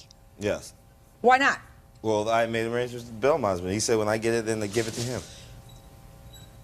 But until that time, sir, your mother is on the hook. Why don't you just make the payments to the bail bondsman? Why didn't you give the bail bondsman $1,000 and say, this is on account, take $1,000 off my mother's lien on her house? It's true. But in the meantime, he's received the $3,000 tax money that he didn't pay me back. He said he What'd was you do with going to it? pay back $3,000. Just a second. He got a van fixed, and it was over $2,000 worth of damage on it. He took the money and blew it. No, number one, the van was not, her mother paid for the van to get fixed. Thank you. I didn't pay for anything. Step up here. How can I ask you a couple of questions? Thank you very much. Judge Judy will continue in a moment. I really feel sorry for you. 4 children. God, 4 children. Don't realize the mistake after you have 1 or 2 or 3. You gotta have 4 children with him. Gee whiz. Real cases, real people. Judge Judy. Daryl Thompson and his mom are suing his brother Derek for money they say they paid to bail him out of jail. How many children do you have with him? 4. 4 children with him. And how many times have you had him arrested for domestic violence? Oh, a couple. What? A couple. A couple is 2. How many? I don't know, 2, 3 times, a couple. About 8 times. Excuse me. It has never been 8 times. Just a second. You want to see 8 times? Let me ask you this. Look Even in broke the her records. hand Thank once you. trying to hit him. Just a second. This is why we were splitting up, because of our problems. So I took my stuff over to his mother's house because that's where he was going to be staying. As far as me having another man, that's none of their business. Just a second. That was between her. What my problem is, based upon the answer to their complaint and your counterclaim, because you say there was an argument, you came over to get your money, and you say she hit you in the face. Yes. That suggests to me that you took him back when he got out of jail. No. Yes, you I did. did. Excuse me. Shh. Go ahead. No, I did not take him back. He stayed at my house for 2 times because I care about him a great deal. He is my kid's father. I let him stay there. Fine. I had no problem with it. We were still separated at this time. The whole time that he was at my house, it was like a jealousy thing that she had. The whole time he was at my house, I was not even away. I was not even there. We just want the money back, primarily. Just a second. Just a second.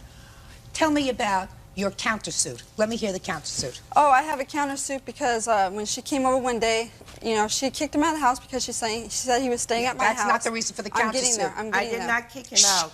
Hey! You brought my clothes. Listen to me. Well, she had, at this point, she had told her dad that I had supposedly disrespected her when he brought the clothes over. I'm getting to the part. Thank you. Just get to it fast. You're standing okay, well, out on the front she came over lawn. to my house and accused me of not letting him see the kids. He was at my house seeing the kids. So I went downstairs to confront her about it, and I told her, I said, I'm tired of these lies. If you don't like it, get off my property, leave. That's when she swung at me. And where did she hit you? She hit me right here in my left cheek. She also wrote this letter. Just a second. When she hit you in your left cheek, did you go to the doctor? No, I went to the police though because I figured I was going to. Did you go to no, the I doctor? didn't. There was no need to. But you're suing her for $2,000. What are you suing her for $2,000 for? Emotional distress. What happened? All right. Just that, you know, that she did it in front of her grandchildren, my children, other neighborhood kids, and also I have this letter here saying that she has my social security number, my checking account number, and she's going to do harm to us because the money was not paid. I have no part of this. Why she got my social security number? Why is she going to do this? Can you look at this, please? And this then isn't stating her how much handwriting? I was supposed to pay too. Yes, it's her handwriting. She wrote down how much I was supposed to pay back. Yeah, it went from her money went from $500 to $3,000. The $500 is what he promised that he would pay back on my telephone bill, plus money that he owed on rings that I let them use my Zelle credit card. Just a second. Stop. I can't read and listen to you at the same time. I'm sorry. This is a very straightforward letter. It says, Derek and Stacy, that's you two. Yes. Your tax refund was sent directly to Stacy's checking account with the checking account number, and it was mailed on March 21st. I don't have a checking account. We want our $2,500 today.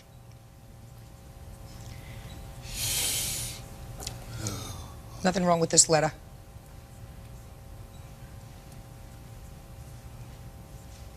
Let me ask you this question. You had him arrested for domestic violence, which means he physically hurt you. How many times? A few. How many times did you sue him? How many times did you sue him? Have I sued him? I've never sued him. Why not? He put his hands on you. Why didn't you sue him? Because the DA automatically picks it up, and I have no... No. You can go to small claims court and sue him for assault, sue him for hurting you. I assume that he hurt you very badly if he was in jail on $50,000 bail. No, that's not what But $50,000 was why for. are you suing her? And I don't excuse the fact that she slapped you in the face, but you say yourself you weren't injured. Why in the world would I award you $2,000? Judge Judy continues in a moment. I'm very heartbroken, and I feel very hurt by the not being able to be with my grandchildren anymore. Real cases, real people. Judge Judy. Darrell Thompson and his mom are suing his brother Derek for money they say they paid to bail him out of jail. Why in the world would I award you $2,000? Just for the strain and everything that she's caused on me. My kids don't even want to be around them. I have a little baby. I want to tell you something about strain. Let's talk about strain. Let's talk about these two people that live right across the street from you. You have 4 children with their father. Every other Monday and Thursday, he's getting arrested for domestic violence. He's also arrested for child molestation. This prize package has $50,000 bail on him. His parents bail him out. His mother and his brother bail him out. Not you, the mother of his 4 children. They bail him out. Well, I don't think they bailed him out because supposedly I was with a quote-unquote another guy. What different? No, they bailed him out. He never, it's not like he put a gun to their head and told them to do it. He did it on they did it on their own. I want to tell you something. I feel that very has nothing to do with me, though. I shouldn't have to be problems with her or her daughter either. What I'm telling you is, and you're not listening to me, I really feel sorry for your 4 children. God, 4 children. Don't realize the mistake after you have 1 or 2 or 3. You got to have 4 children with him. Gee whiz. Listen, you're entitled to your money. Your house should not be in jeopardy. Thank you.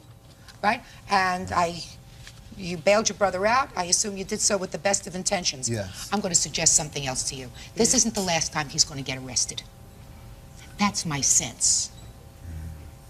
Hold on to your house. He won't be bailing Hold on to your house. Yes, I learned a lesson from this. Judgment in this case is for the plaintiff in the amount of $5,000, and the countersuit is dismissed. That's all. Thank you. Parties are excused. You may step out.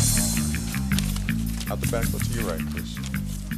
The children are welcome at my house anytime. Yeah, well, I don't want them over your house. The way you It's treat this only a family. money thing, Stacey, It's only a We money. just wanted the money back. Well, good, you got your money, but you don't have to go through all this other Oh, I his friends. Yes. Excuse me, I his friend. Yeah, you better check yourself. The family can hurt you the most. Parties on Regas versus Foster. Step forward, please. Carlos Regas, a massage therapist, loaned money to his neighbor Chris Foster to help pay his mortgage, but says he was never paid back.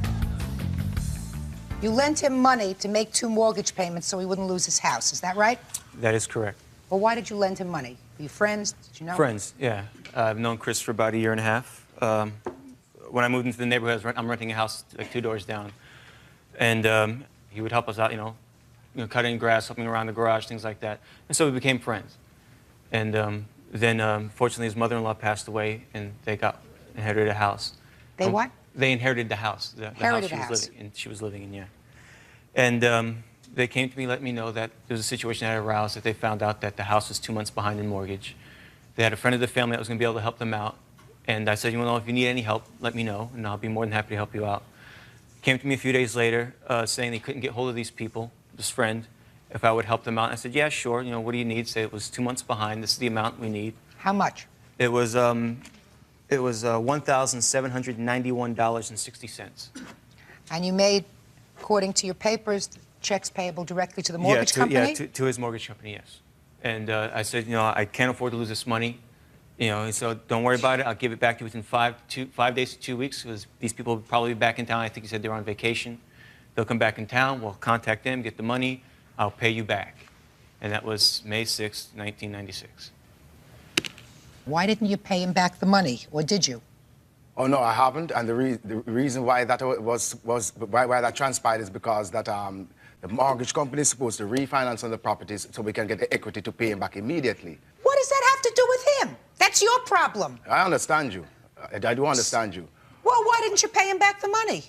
Because, as I said, it's not matter of I don't want to pay back him the money or anything like that. That wasn't a deliberate thing not to pay back. It's within all my intentions Well, how many to do payments? Listen, sir, Aye. Mr. Foster. Aye. How many payments? How many $50 payments did you give him in the last year? None whatsoever. How many $25 payments did you give him in the last year? None whatsoever. Well, that makes you a deadbeat. That makes you a deadbeat, sir. This man who is not related to you by blood, is that right? Yeah. Just a friend. For a year. You came to him and you said, I'm in trouble. I don't want to lose this house that I just inherited. Can you help me out for a short time? Is that what you said to him? Yeah. He said, sure. Nice man. Listen, I should take your number in case I ever get into any problem. He wrote out checks. Did he ask you to sign a note? No. Did he ask you for collateral? Yes. What collateral did you give him? He suggested that we have antique furniture there within the garage. He will take them as collateral for payment or holding them until we can get the money to... Does he have the furniture now? He didn't come back and pick them up, my lady. Judge Judy is ready to rule. Let me explain something to you, sir. You have no case. None. He's 100% right. He's a very nice man. And you stiffed him. No? No. No, you... No. I'm telling you, you stiffed him. Let me ask you this question, sir. Who do you live with? My wife and my kids. How many kids? 3 kids. You feed them? Sure. They have clothes? Definitely. Where do they get the clothes from? The store. Who buys them? Myself and my wife. You feed them? Yes, I do. Where do they get the food from? The store. Where we work, we take care of it, yeah. That's right. Something, goodwill over the last year, an effort, some small effort to show this man that he wasn't taken for a fool would have gone a long way. Something say, I can't give it back to you, or something happened. But he is not a partner in your misfortune. You just made this perfect stranger a partner in your misfortune. Mr. Regis, you are entitled to your judgment. I am granting you your judgment. You're not even asking for interest. Is that right? No, ma'am. I just want to get back what I put into it. Judgment is for the plaintiff in the amount of $1,791.60. You're a good guy, sir. That's all. Thank you, ma'am. Parties are excused. You may step out. And Number 91 on the calendar, the matter of Sherman versus Hollins. Sir. Parties have been sworn in, Judge. You may be seated. Have a seat, please. Those belong to your boys? Yes, ma'am. Mrs. Sherman, I've read your complaint. You are suing the defendant for $5,000 for discrimination, stress, mental anguish, because he won't let your 2 sons play in his football league. Right? That is correct. My 2 sons and my daughter, who's a cheerleader, and my niece. Well, let's not talk about your niece. I'm not interested in your niece. Yeah. Let's not talk about your daughter, who's a cheerleader. That's not part of your lawsuit. Let's talk about your 2 sons. You believe that it is actionable, which means that you have a cause of action against this man for the things that I've just outlined, because he, and I believe you run this football league, That's correct. I founded it. won't let your boys play. Exactly. Why won't he let your boys play? Do you know? Well, Mr. Hollins seemed to have a personal vendetta against me for an incident that happened earlier before the season actually got started. What was the incident? Well, the incident happened where I was the uniform coordinator. Uniform coordinator for the team? For the organization. Okay. Okay. I coordinated the accessories and things for the football players, the team moms, the team managers, the coordinators, and everyone involved So in the you were in organization. charge of uniform accessories? Exactly. Correct? Yes. All right. So what happened? The incident happened where I ordered gold socks to accommodate the colors or whatever in the uniforms, and Mr. Hollins wanted blue socks. And the incident just got blown out of proportion. He, just really, never let me live it down, and he's just been So real you ordered hard color on me. socks that he didn't, just a minute, let me understand this. You ordered a color socks that he didn't like, You had an argument about that. A big argument. And after that, what happened? After that, everything I have done for the organization, he has just, you know, looked down upon me. He's criticized me. He's just, nothing I can do for the organization is to his liking, you know, everything, you know. And your boys had played in the league before, in his league before? This was the start of this organization. I know, but did they play for a season with his group? Yes. This was their first year. And they did play? Yes. So your complaint is that they weren't invited back for year 2? Exactly. You want to say something to me? Yes. That incident that she described was only one of many incidents. The incident that actually brought the last blow was at a meeting on February 28th of '97. We're supposed to have been just a general business meeting, and Mrs. Sherman became unhappy with the agenda and stormed out.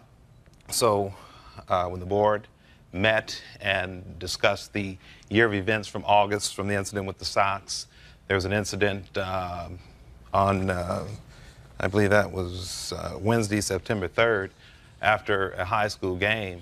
She had verbal confrontation with our cheer coordinator, which she was kicking the lady's vehicle, slamming her door, and this was done in front of several of the high school faculty. And it was what was that incident about? It was about a list of names that she was demanding from our cheer coordinator that she did not feel that was produced in a timely manner.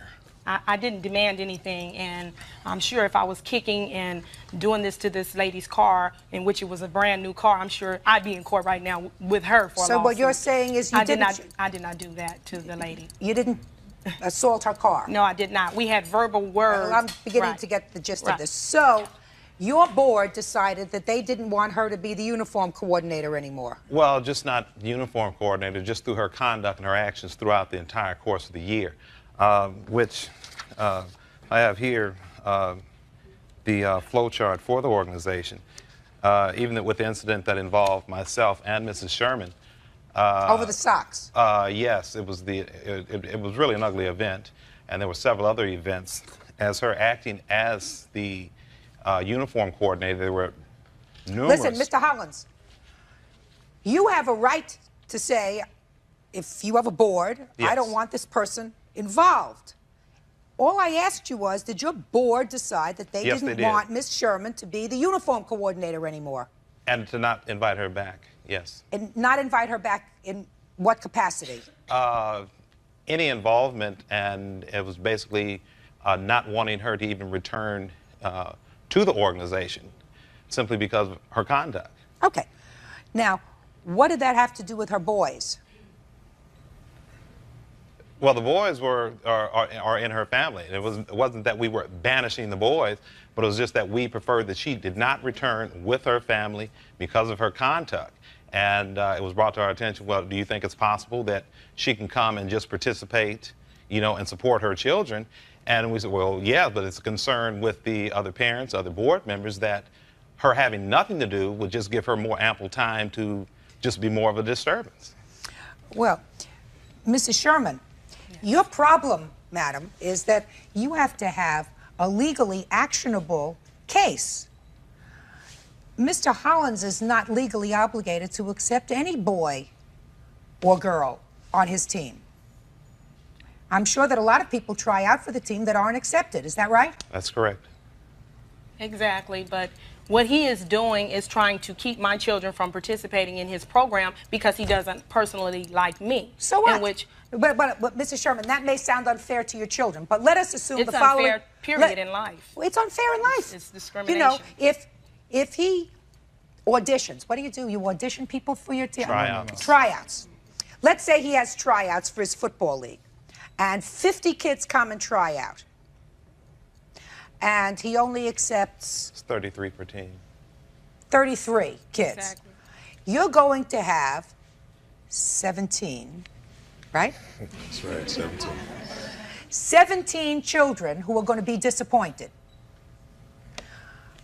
If I permitted your lawsuit, madam, that would mean that the families of those 17 kids who were not asked or invited onto the team could have a cause of action for discrimination, mental stress on themselves, mental stress on their children, nobody would be involved with coaching a team anymore. Nobody would be involved in starting a team. This isn't the case. That's not the case. This is not the case. Of course it's the case. It's not. They didn't even get an opportunity. Listen to me. They don't have to be given an opportunity. They do, according to the bylaws of King Conference. Yeah, he doesn't own this He doesn't organization. own This is the a whole public organization. organization. Just a second. This isn't a public organization. It is It's so. a public Just a second. organization. Just It a is second. so. That's just How like is- saying a black person couldn't go to a white something. Please, a white Mr. person Sherman, could- don't bring It's black and white into this. discrimination. That's absolutely ridiculous. Okay, Well, it's how about many color. how many children in this league are black? Almost the 95%. entire So then stop talking discrimination. Okay. It has nothing to do with discrimination. Judge Judy continues in a moment. He has an ego problem, a control problem, and he just does not take constructive criticism from a woman well. Real cases, real people. Judge Judy. Football Junior League Director Lester Hollins says he had to ban Beverly Sherman and her sons from the league because she was too much to deal with. It has to do, Mr. Sherman, with the fact that he had an altercation with you, and according to him, the board decided that they didn't want you to be involved anymore. That's fine. That's fine. And they would prefer, for the sake of all the other children, not to have you involved because according to him, and I'll let him go on and tell me what the incidents were that he says. We had one incident where he says that you kicked the car. You had another incident where you had a verbal altercation with him.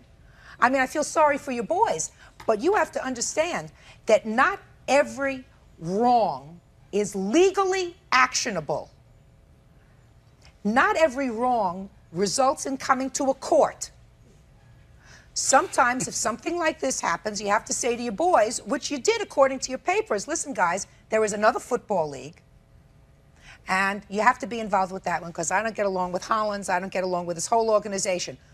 There is another place for your boys to play football. So why do they have to be made to go somewhere else when they haven't done anything? They haven't done Life's anything. tough. I haven't done Sherman, anything. listen to me. Sure. You're not following me. I said it's sad. I said it's unfortunate. I said it's probably unfair to the boys that they can't play. All of those things. What I'm saying to you is, it is not legally actionable.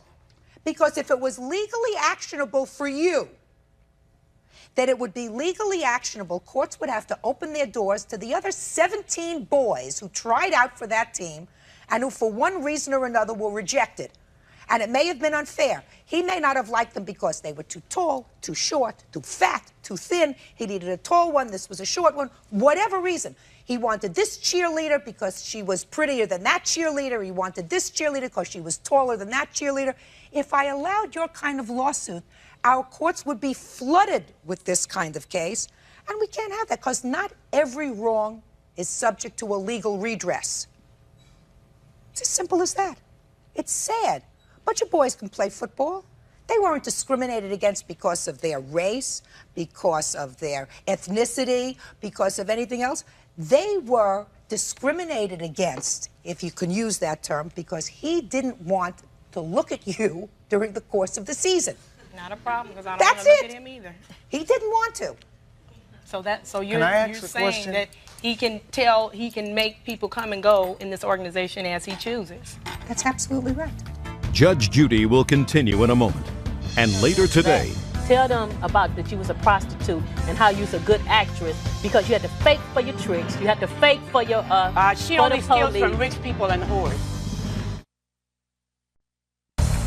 real cases, real people. Judge Judy. Football Junior League Director Lester Hollins says he had to ban Beverly Sherman and her sons from the league because she was too much to deal with. You don't seem to understand. I It's don't think sad, you got but it. I'm going to say it one more time. Every disappointment does not result in a lawsuit for stress. Right? Your boys have the opportunity to play at another football league where not only they will be welcome, but hopefully the two of you will be welcome. Welcome to participate, welcome to get involved. I would suggest that you use your energies towards more productive things rather than negative things.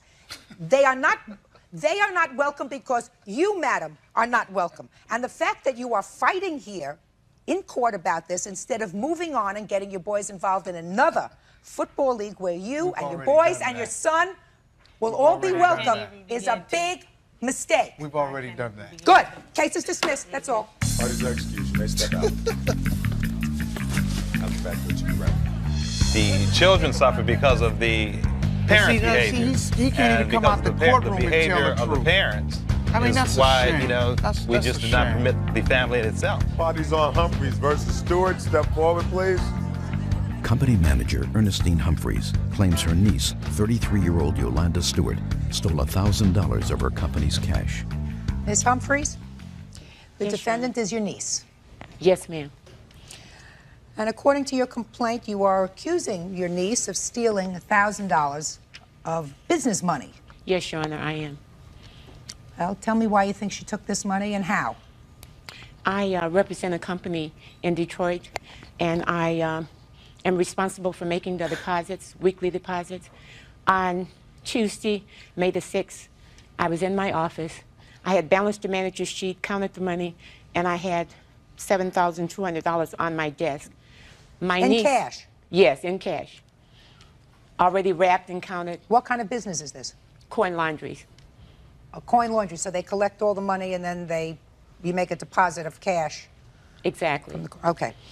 So there was a knock on the door, and the employee was in the bathroom. So I opened the door. It was my niece. She works down at the next light. And I thought she just saw my car and came by to say hi and whatever. During the time that she was there, I turned and walked away to use the telephone. And when I came back, she suddenly was in a hurry to go. And a couple of days later, the corporate headquarters in Toledo informed me that my bag was missing a roll of tins, 100 tins, which was $1,000. And they didn't understand why this happened. They wanted to know if I had someone helping me count the money, because all of the years that I've worked for this company, that has never, ever happened. Well, how many people touch this money after you count it and prepare a deposit? I give it to the owner's son, David, and he takes it and gives it to his father, the owner of the company, and he makes the deposit.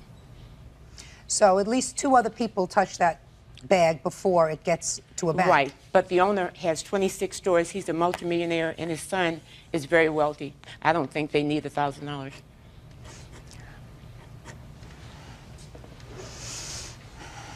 Did you take this money? No. And second of all, she did not walk away and use the phone. She asked me to walk away and call my sister to see what time my sister and her daughter were coming to Detroit. We both walked to the phone, which I did that, and my sister was not there. We left a message on her machine. And then I said, well, I have to go. I was at work. I seen her car like I always do. I stopped in to say, hey, how you doing? We both talked. The money was on the table. And I talked to her briefly, and then I said, well, I got to get back to the store. I left nobody in charge. I said, I'm going down to Highland Park, and then I'm going back to my store. She said, oh, thanks for coming and all that. She walked me out to my car. I don't know, she came out the second door, and she watched me as I got in my car, and she was talking to me. And this right here is what I had on. I had no jacket. I had no purse, nowhere where I could have stuck $1,000. The day before that, she told me she needed some money. I said, well, I don't have any money. She told me that the day before. And also the day before, I helped her count this money. She paid me $50 out the money for helping her count it, which it wasn't my first time helping her count the money at all. And then after that, she said, she came to me about a few days later. She said, I went to the meeting in Toledo. She was nervous. She came up to my job. She said, they said I'm missing a bundle of tins. And she said, from the house. I said, well, it couldn't have been missing from your house. When I stopped at your laundromat, I said, you were just now writing it on the sheet. She said, oh, you're right. And then after that, that's when I heard it happened at the laundromat, which she never left me, in which her office has a lock on it. So why would she ever say, she could have just asked me to step out and let the door lock. Judge Judy continues in a moment.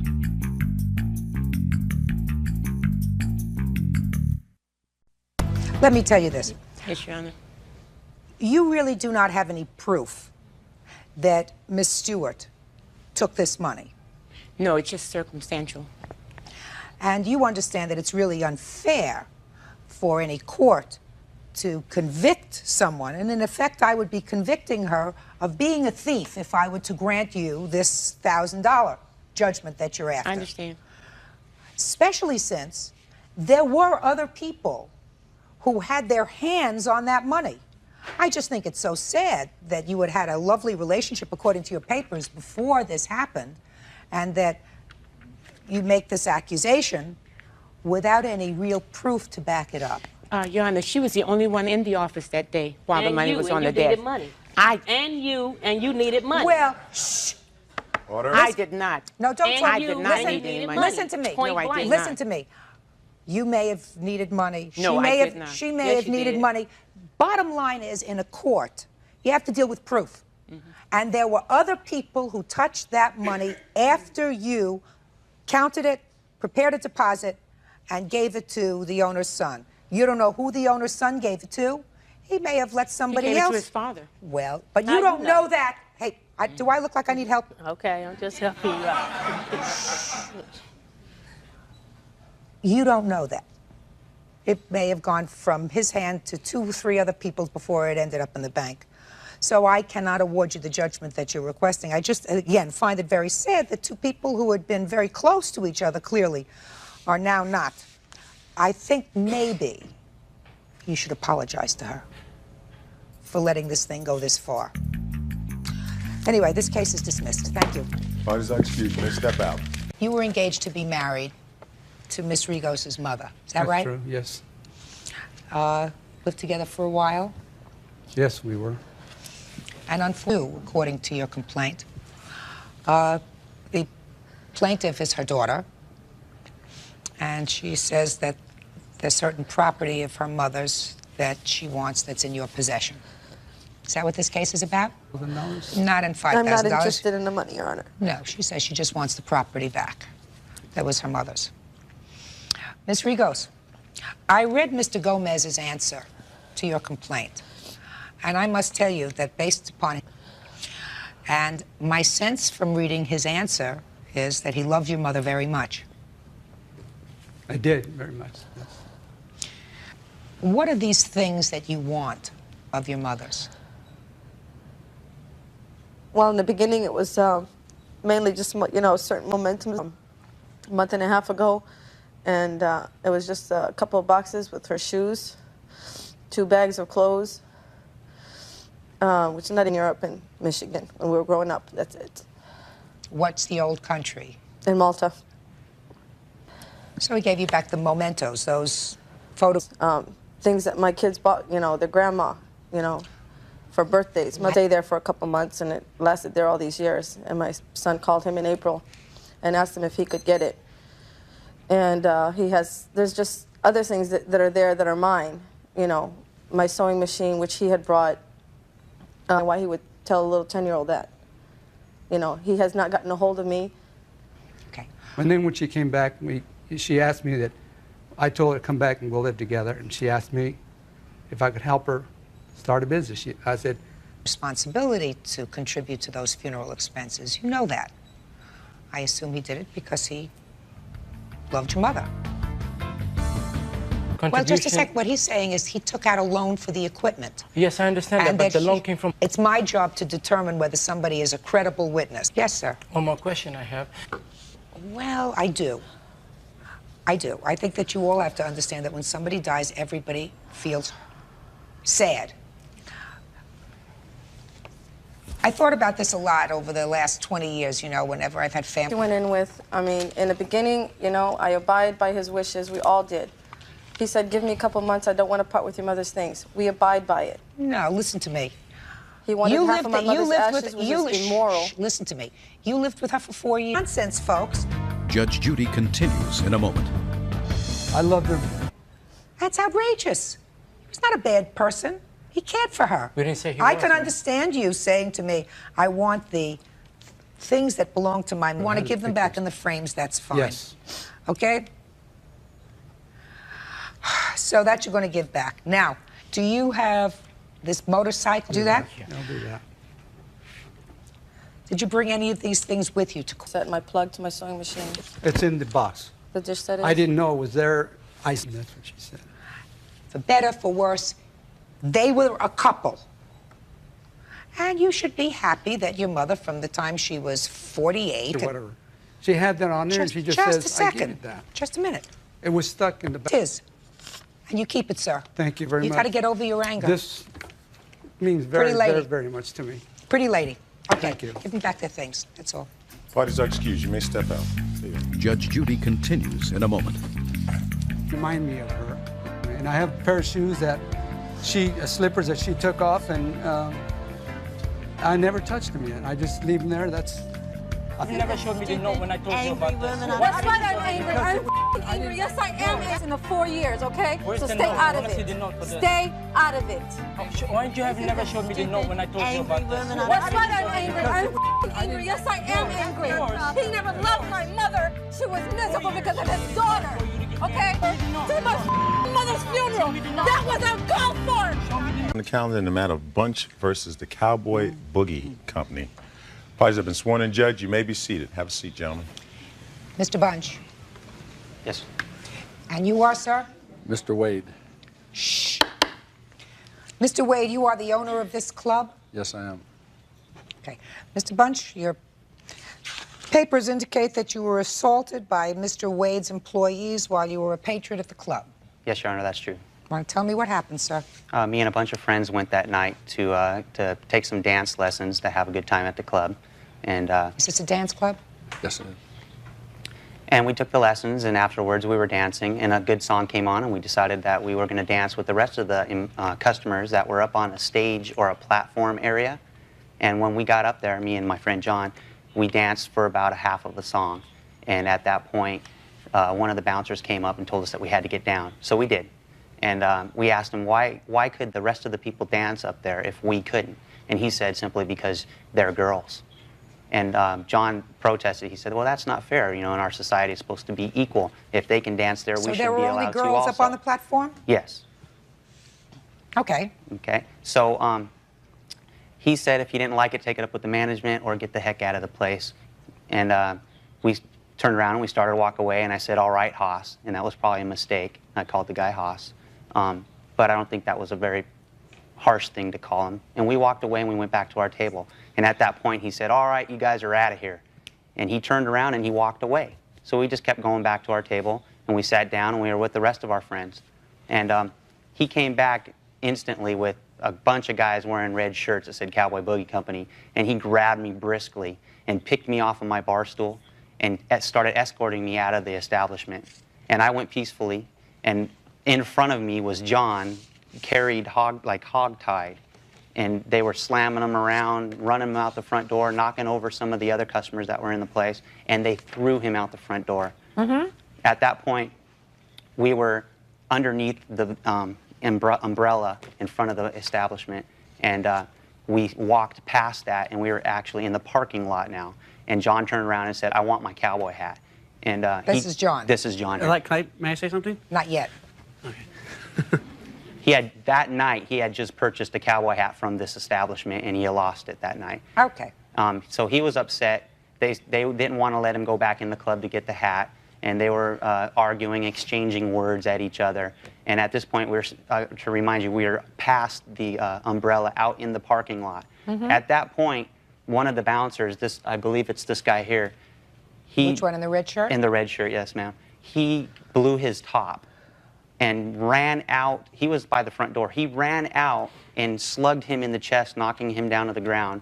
And his girlfriend and I were standing next to him, and he said, excuse my language, F you too, and he punched her in the chest and knocked her down the ground also. And then when he turned towards me, at that point, I had just instantly, I defended myself, I hit him, I turned around, and I wanted to get the heck out of there. There was too many bouncers there. I'm not trying to pick a fight. I just wanted to be safe and get out of there.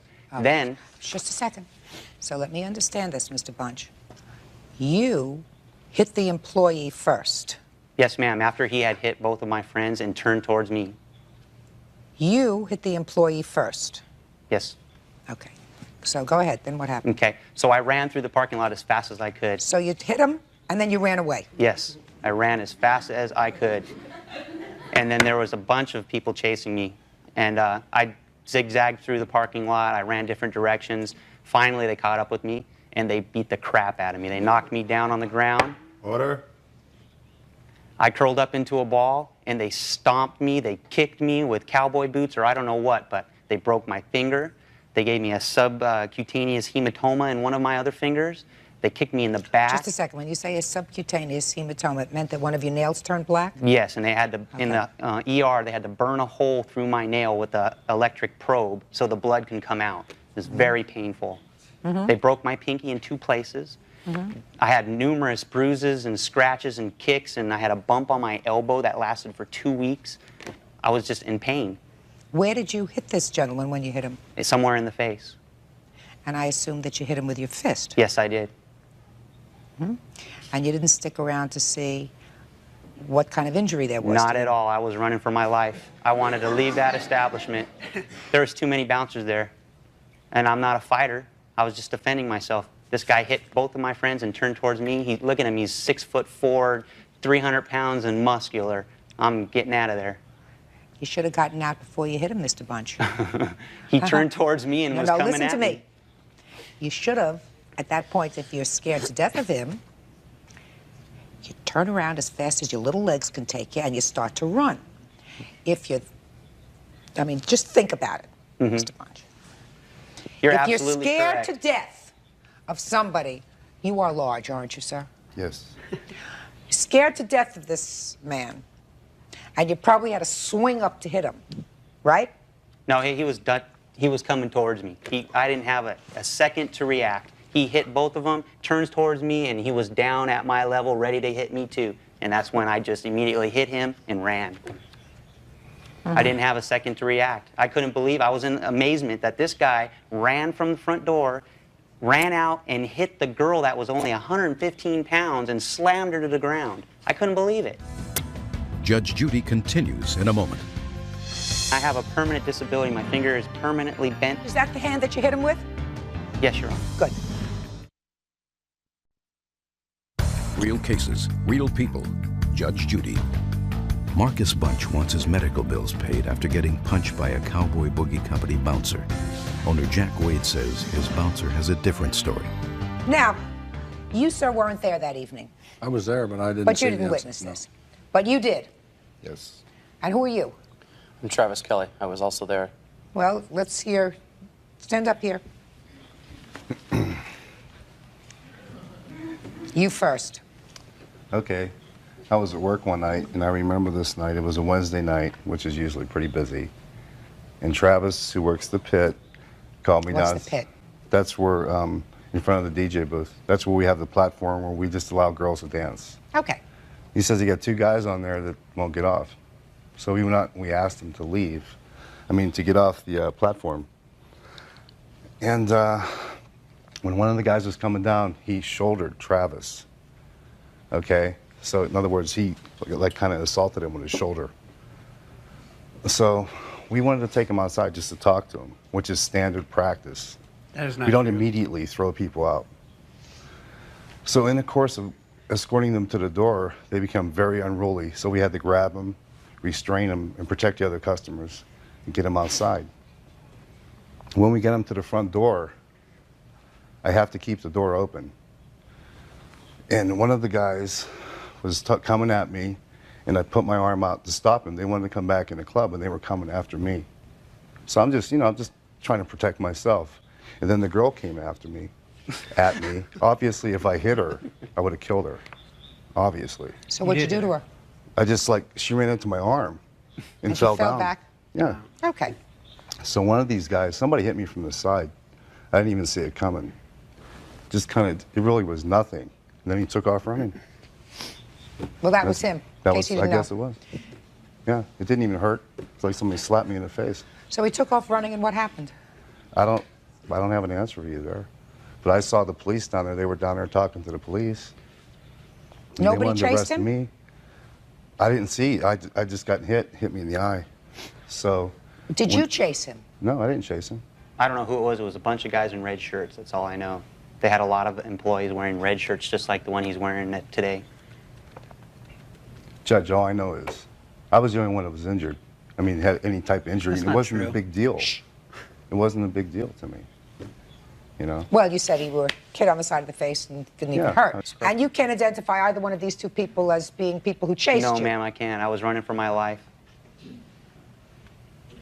And all you saw was were people who were beating you up in red shirts. I saw the red shirts. They stand out. Red shirts? Red shirts. Okay. You want to stand up here, Yeah. sir? I'd like to say, first of all, when he said we got off of the bar, the platform, nobody, neither one of us put a shoulder in either one of them. I didn't And then think we that- went back to the I table. really didn't think that you did. Didn't you No, see the we look on didn't. my face? No, we didn't. But I want to know this, gentlemen. Have you been to this establishment before? That was my first time there. And I yours? had been there before. Well, if you were there before, you sort of knew the rules. Only girls are up on the platform. I Why didn't did know you- that was the rules. Well, you took a look see up on the platform. How many people were up there? a lot of people up there. All girls? It was a very popular song. No, I Just don't a know s- if it was all girls or not, but there was a lot But of it people looked up like there. all girls. You just told me, sir, a moment ago that you were offended because in this country there shouldn't be any difference between boys and girls, and you should be allowed to be dancing up there too. So When that's they why kick- you were offended. After they had pulled us down, we looked up there and said, why aren't those people being kicked down also? And that's when he said, because they're all girls. You mean you couldn't tell that before he told you that they were all girls? I honestly didn't take a number. I didn't count them and say, look, there was all girls up there. Let's go up there and dance with all these girls. And what about you? Yeah, I saw a couple of girls up there, but I'm a guy, and maybe I wanted a date, so I got up there. But the fact of the matter is, when he grabbed me, 2 guys around my ankles, 2 guys around my wrist, another guy choking me. You know, if they would have asked me to leave or told me, you know, and threatened me, like, if you don't leave, I'm going to throw you out. But they didn't say that. They just came over, they threw me down, and then when they got to the door, they threw me past the umbrella. Did you sue them? Did I know? How come? The lawyer 'Cause- said he didn't have a case. Just a second. At the time, I had, and it was in a asking car him- accident. I went to a lawyer. I explained it to the lawyer. He checked into it with him, said they went bankrupt, so there was no case. So to you didn't follow. sue them? So no, I did not sue them. This place is making a ton of money. They have advertisements every night. They, No, I'm they have a asking you- lot of people there, Listen and to yet me. they're in bankruptcy. Listen to me, sir. I'm asking him some questions. He's a perfectly intelligent man. He can answer these questions himself without assistance from you. Your date. You had a date that night? Yes, it was my ex-girlfriend. Was she thrown to the ground?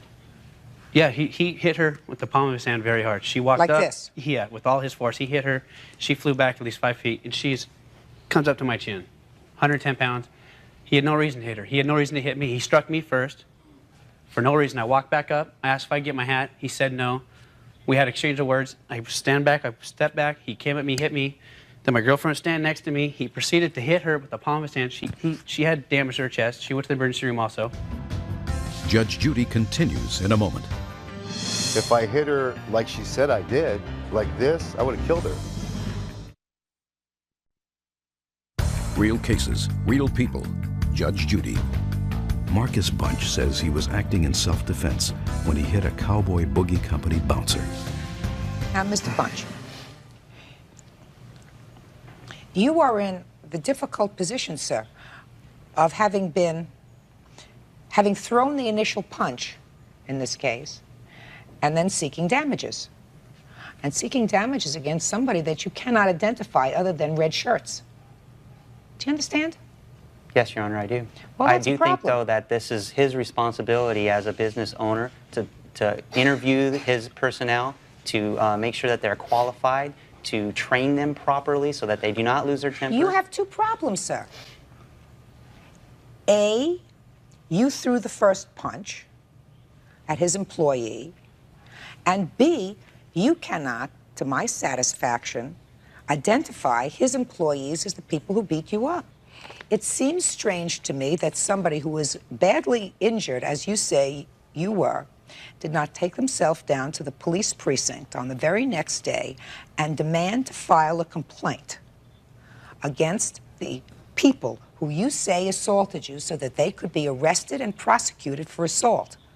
You clearly knew enough how to file a civil proceeding, which requires the same kind of acumen. I'm just learning this. I'm only 25 years old. I wasn't aware of my options. We tried to file a complaint against these people when the police were there, and they would not allow us to do so. I don't believe that that's true. Yes, Your Honor. You can't file a complaint against him, sir, because I just told you, I'm not repeating it, you assaulted him. We wanted him arrested for assault. Who's we? Myself and I'm Michelle not Chippy. interested in them. Okay. Their case is not before me. They chose not to sue anybody. Only you chose to sue them. Now, I can establish that they were bouncers that worked for this club. that were the I'm ones that came prepared out? to hear you. Okay, because in the police report it states that, and I can give this to you, and I'd like to see the police report. it established that they were the bouncers that detained me until the police arrived. Just a second.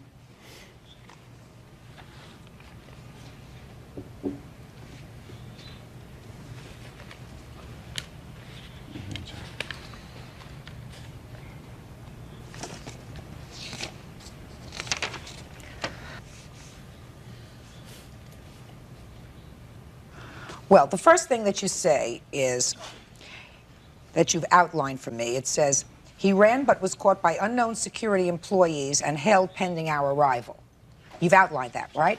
And that statement is attributed to you. It says, Bunch said. Is that right? I believe so, yes. So then you said that. It's the same thing that you just said to me here.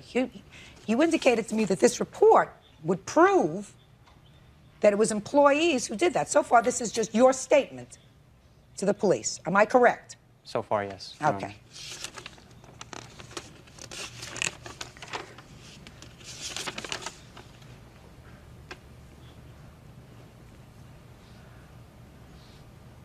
Who's something SSMAN? Suspect Hammond, which is John Hammond here. That's you? Yes, Your Honor. Okay. The only thing this says is Suspect Hammond related the same information and added that they chased down Suspect Bunch after Bunch fled after striking Judas, that's you. That's me. In the face. Is Yes, that Your right? Honor. Yes, Your Honor. Did you see that whole incident where they were beating him up, sir? I couldn't see. I saw them chasing after him. I did not see them beat him. I saw them chase him. Ah, okay. Who's they? The bouncers of the Cowboy Boogie. Who are not here? Who are not here. Okay. But if they were here, I could tell you who they were. Okay. But you didn't see any of them assaulting him? Not behind it. No, I did not. Not out in the parking lot. Okay. We were on the ground behind cars, Yeah, Your I Honor. couldn't see behind I was very far away from the front door at that point. Mm-hmm. You didn't have to explain to me. I'm asking whether he saw anything, sir. Seeing something gives me information. Do you understand? Yes, Your Honor. Judge Judy continues in a moment. This doesn't prove to me, sir, any of the things that you said that it was going to prove. We're still faced with a situation where you assaulted his employee first. You punched him in the face. As a direct response to a threat. I No, thought I was going to I don't believe that, Your sir. Honor. What I believe happened was you saw your two friends getting shoved hard. I don't believe he punched the girl. I believe, even according to this witness, Can I he say pushed something, her. Your Honor? You say nothing. Say nothing. You've told me your story, Mr. Bunch. Can I show you the push that he did? Can I show you To how whom? he pushed her? Michelle Chippy. It doesn't make any difference, sir. He went like this and like that in her chest. If you call that a push, I call that a punch. Whether it's an open fist or a closed fist, Then you that's a punched him in the face. Because he turned towards I me. don't believe that, sir. That, Your sir. Honor, What I I'm believe. not a fighter. I don't have a record for fighting. I've never been arrested for such. I'm not a fighter. I wanted to get out of there. He came towards me Sir, before you I started, had a listen to second. me, Mr. Bunch. You Yes, started ma'am. this whole problem, sir, when they told you to get off the dance floor, and you started by saying to a man who's probably twice your size, okay, hoss. We got down. Just a second. Just a second. That's what you just told me you did, right? And after there was an altercation, and I'm not so sure whether you all acted absolutely appropriately, you know, in making a big deal out of this thing. But there's no question that you hit him first. But And he I hit don't two believe... other people first. Sir. He didn't hit her. Yes, he did. I had enough. Mr. Bunch, this happened a year ago. Is that correct? Yes, Your Honor. This happened a year ago. Yes, Your Honor. And I have a permanent disability. My finger is permanently bent because Is that of this. just a second. Mr. Bunch, is that the hand that you hit him with? Yes, Your Honor. Good. This case is dismissed. That's all. Parties are excused. You may step out. There you go. Judge Judy continues. Yeah, it's case number 261 on the calendar in the matter of Sandoval versus Gentry. Parties have been sworn in. Judge, you may be seated. Have a seat, please. Mr. Sandoval, according to your papers, sir, you and the defendant dated briefly and were Yes. romantically involved, Yes, were that's sexually intimate, Yes. and there came a time when you broke up. Yes. And during that time, you were pregnant, had a baby. Is that right? Yes. And you called him and told him that you would have the baby. Yes. Yeah.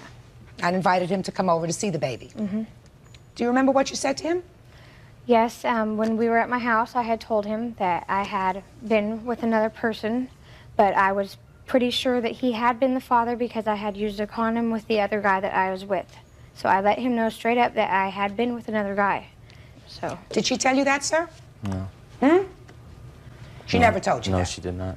That doesn't make sense, madam, that you would tell him that when you invite him over to see the baby and say, listen, this could be yours and it couldn't be yours. In any event, she told you that the baby was yours? That's correct. And at that time, according to these papers, you weren't living close to each other. That's correct. Where were you living, sir? I was living in Stockton with my mother. And where were you living? I was living in Hayward with my parents. And how far is that away? About 50 miles. And you moved? Yes, I moved to be near the child. Did you take an apartment? I rented a house with my friend. And you were visiting the baby? Yes. How often? About at least 3 times a week. Would you go over to her parents' house? Yes, I would. Is that right? I did. A couple times, yes. So he would come over and visit with the baby. Were you present when he visited with the baby? Yes. Did you hold the baby? Yes, I did. Did you feed the baby? Yes, I did. Did he? Yes. Did you take the baby out? Yes, I did. Sometimes with her, sometimes away from her. And for how long did this go on? From the time she was about 3.5 weeks till she was about 5.5 months. So for 5.5 months, for 5 months, you spent a lot of time with the baby. Yes. And then there came a time when you were called into court for child support. No, that's not true. What happened? I initiated court proceedings against her because she would not give me any access to the child whatsoever. Well, what happened that stopped this free flow of visitation that you had? We began having problems arguing over money and things because she didn't think that I was trying hard enough to look for work. So you were arguing over something. Yes.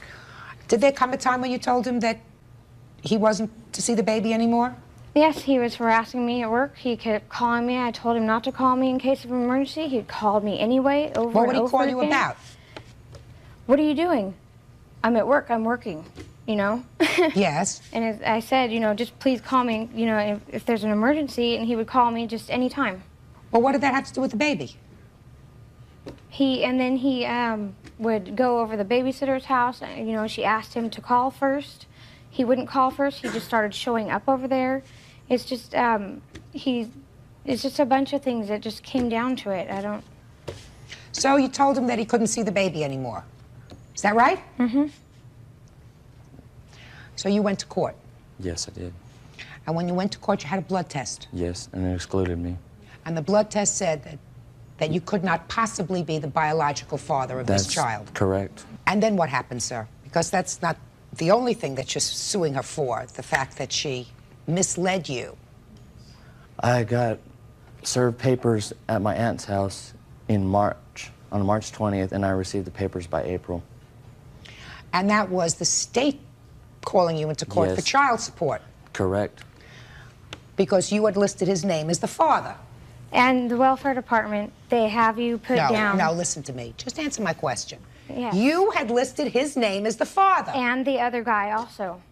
They have you put down whoever the father could be on a child support paper. And so, you know, you put down both of them and they go from there. So you were called into court again, sir? Yes. And I was told that they would start detaching my wages, taking my taxes.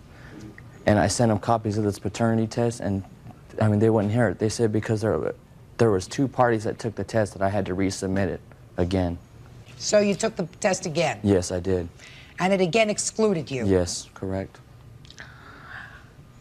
Did you have to pay for the blood test? The second one, no, I did not. Did you have to pay for the first one? Yes, I did. How much did you have to pay for the first one? I believe it was $440.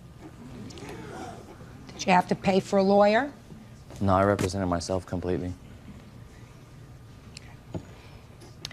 Did you have any other expenses, sir, as a result of this proceeding? Out-of-pocket expenses? Out of my pocket? Yes. Court fees, How much were the court fees? $370. Anything else? No. Now, for my own information, Miss Gentry, what happened when they blood tested the other man who you claimed that you named? They're still trying to find him. Judge Judy continues in a moment. So as painful as it is right now to you, taught you a very good lesson. You want to fool around? Cover up. Real cases, real people. Judge Judy. 25-year-old Rich Sandoval says when a court-ordered paternity test proved he was not the father of Sandy Gentry's baby, he sued for emotional stress. Sandy says she made an honest mistake and is being harassed by Mr. Sandoval.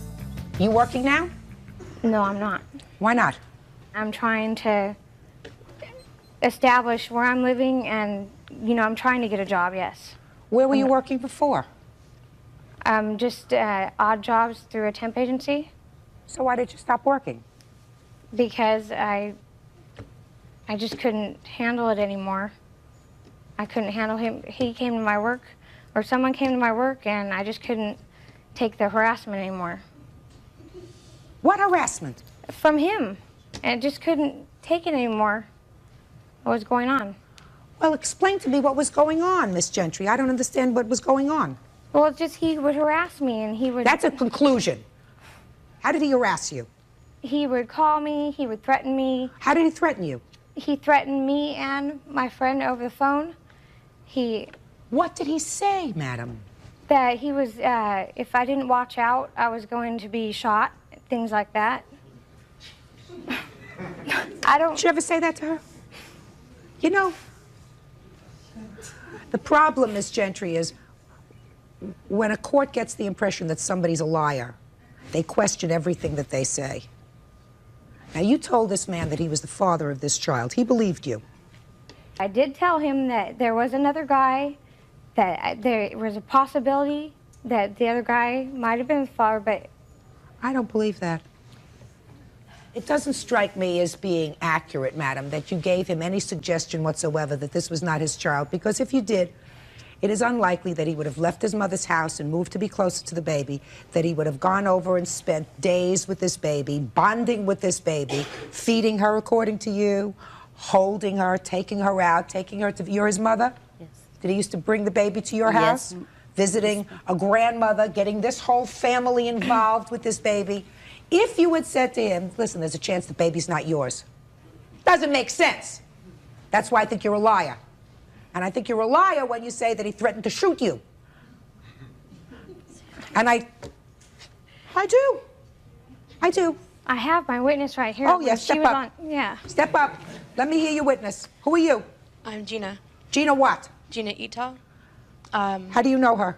My brother is dating her. And your brother's dating her? Uh-huh. Another genius. Through the times that she moved out of her mother's house and was living with me for a while. What was she living with you for? To get back on her feet. Well, was she dating your brother at the time? Uh-huh. What do you want to tell me about these threats, madam? You have anything to tell me firsthand? For threats, yeah, he has called. He said, you better watch your back. I will get you. Okay. And under what circumstance did he say that to you? He called up. Called up for what? For no reason. Harassing. He called up for no reason. Was this child living in your house? Yes, she was. Sit down. Listen, Mr. Sandoval. Yes. When you had sexual relations with this lady, did you use protection? No, I didn't. Dumb. I know. Very dumb. You almost deserve what you get if you don't use protection. You know? True. What you got was a story that you had a child, but you could have gotten was a lot worse. That's correct. Right? Yes. And I think she's as manipulative as can be, because she let you see the baby, then she stopped you from seeing the baby, she found a new boyfriend, she moved out of her mother's house, her mother probably was fed up with her, she moved into the sister's house of the boyfriend.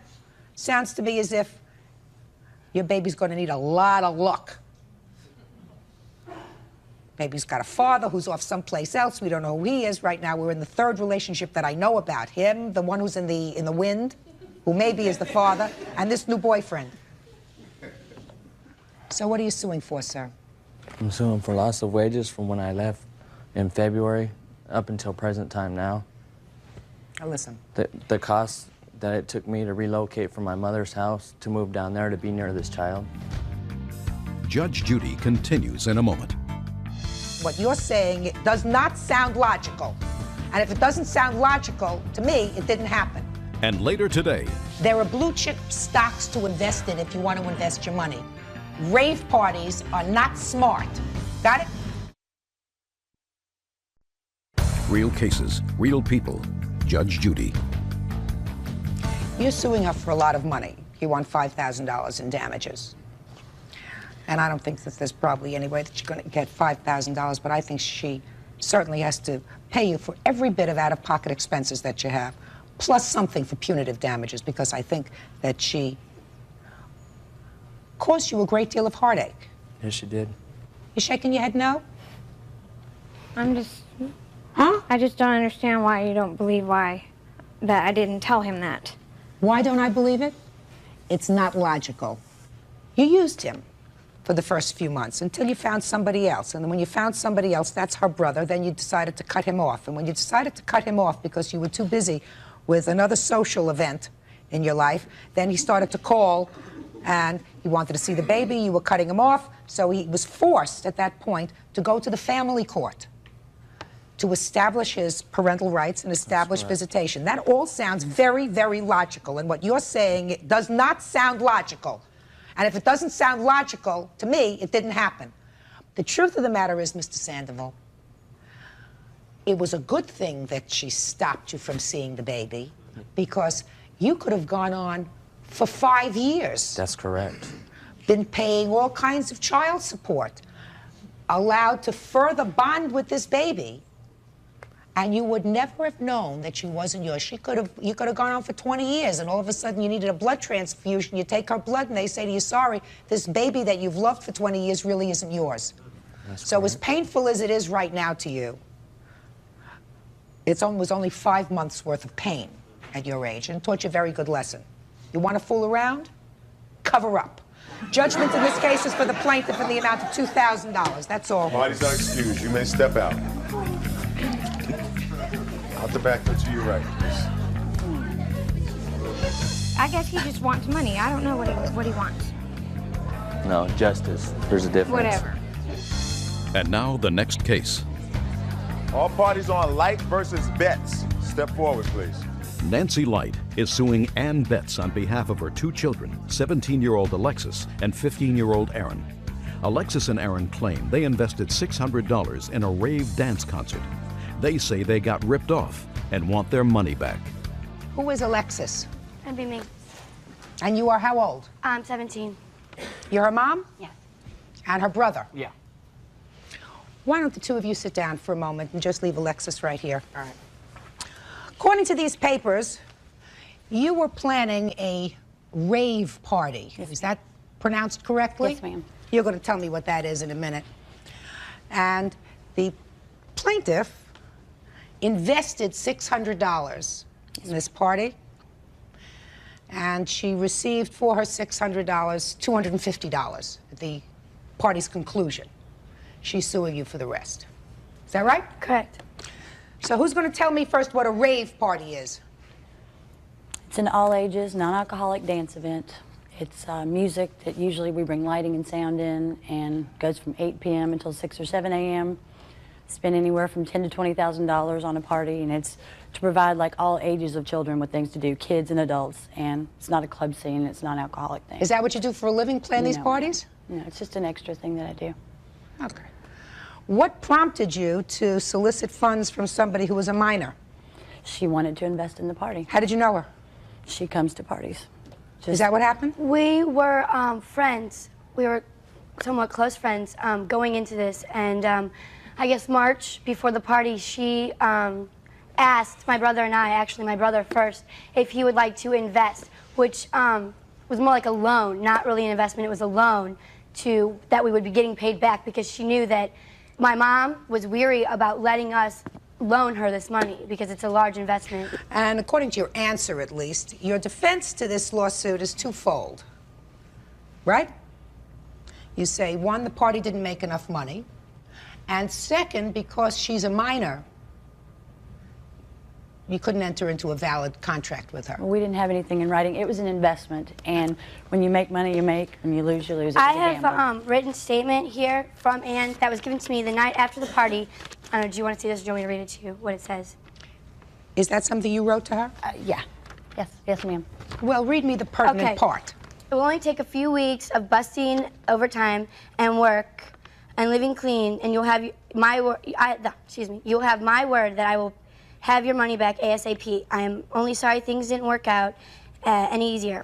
I will pay every penny back plus some interest. Thank you so much for your help and participation. Sincerely, Ann. Sound familiar? Yes. So what happened? Well, the other guy who was involved in the party stole about $3,000 from the party, and I was forced to pay back all the investment, which was like, he didn't pay any of it back, and I've paid all of it back but about $200. And since this has been written, I only owe them $200 now. There's another $150 that, of course, wasn't receipted, but she knows that I gave it to her after the last event. Yeah, she did. So that all she owes you now is $200? Yeah. All right. Judge Judy is ready to rule.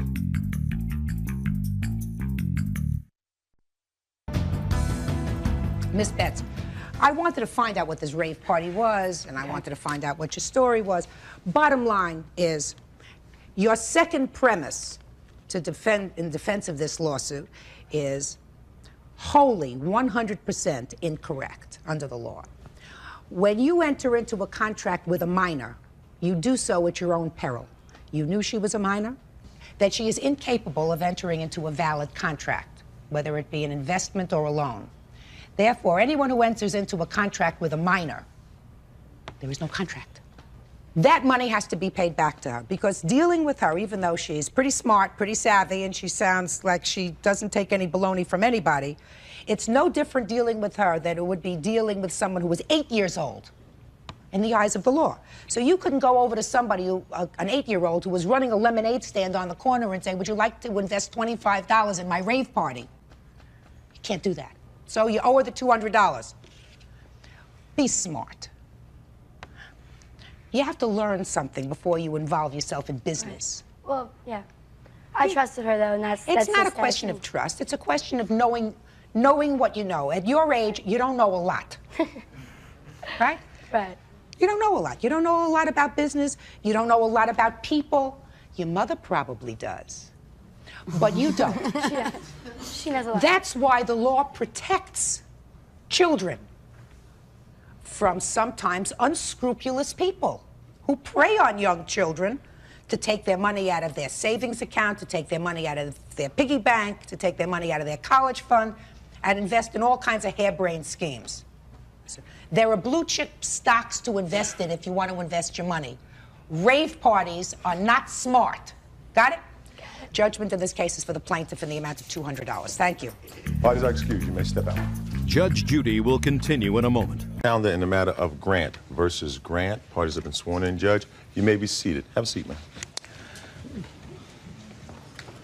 Tell me your first name. Robin. And yours? Maria. How old are you, Robin? 11. Maria? 9. This is your dad.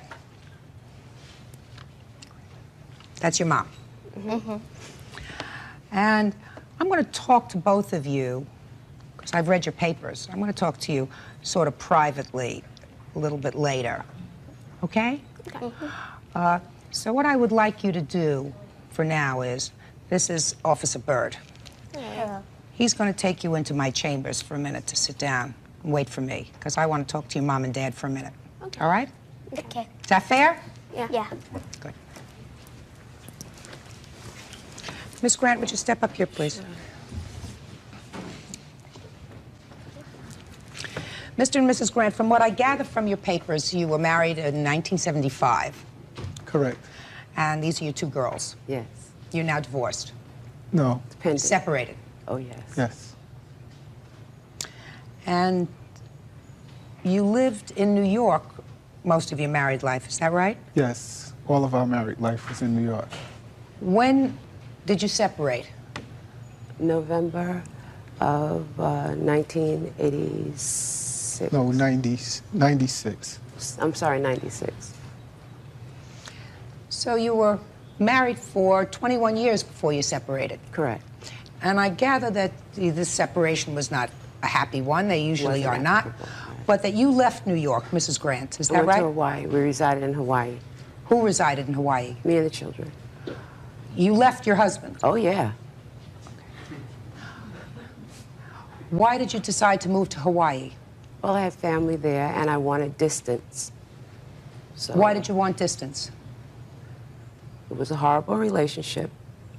It became threatening on many levels, and I thought the further, the better. How did you feel as if that impacted on the children? It had to be negative and positive. It was positive because it took them out of a very harmful situation. How harmful, Mrs. Grant? Very harmful. Was it a physically abusive relationship? Oh, yeah.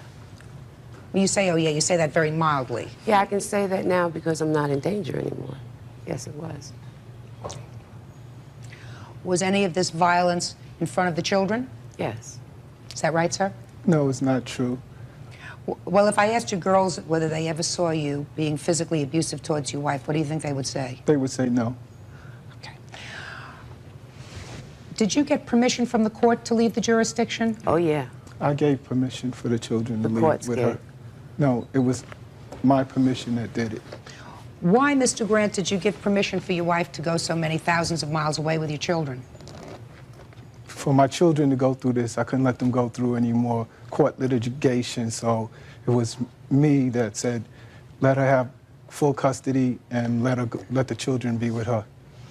Do you have other children, Mr. Grant? No. The reason that I'm asking to speak to you first before I speak to the girls is the girls want their things back. That's what this lawsuit is about. I don't know exactly what things they want, and I assume they're going to tell me. But it's always a very sad thing when children are brought into a domestic situation between their parents.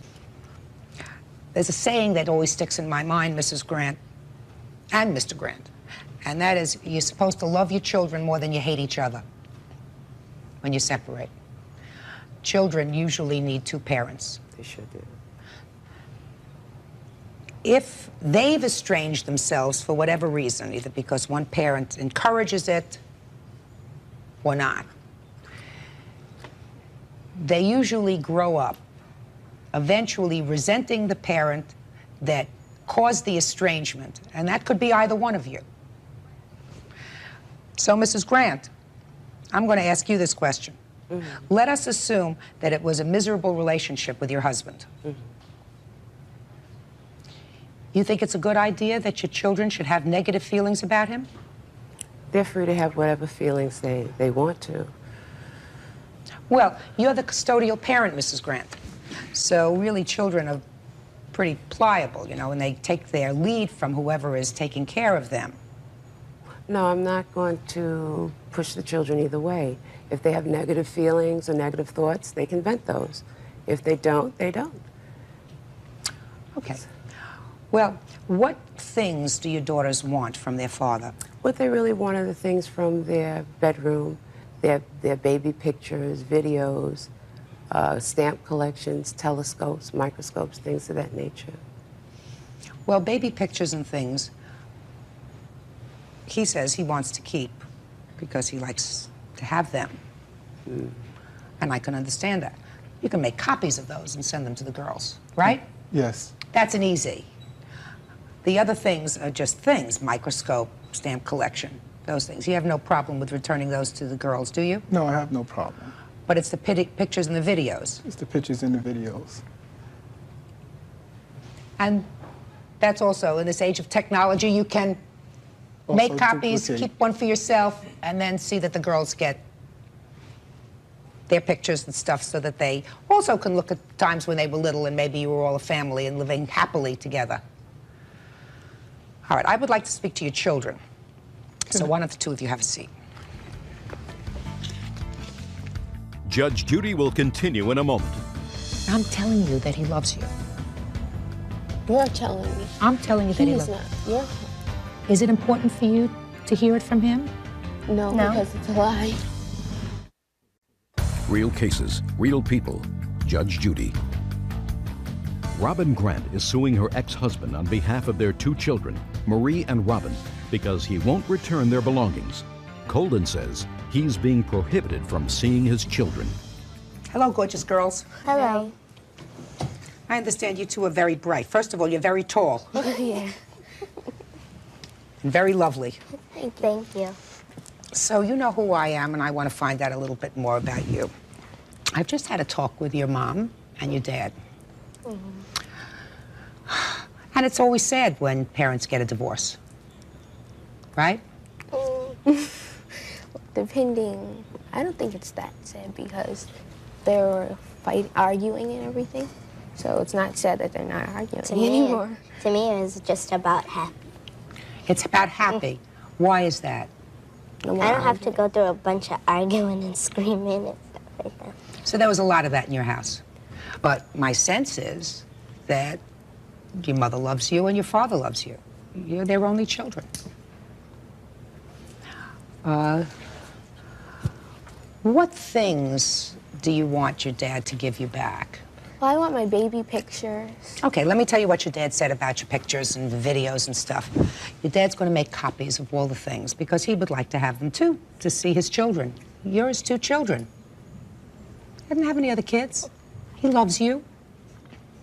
And then you have a stamp collection. Yeah. Whose stamp collection? Both of ours. And he's going to send that back to you. That's good. And the telescope, is that what you want? Yeah. And your dad said he was going to send that back to you. That's good. Okay?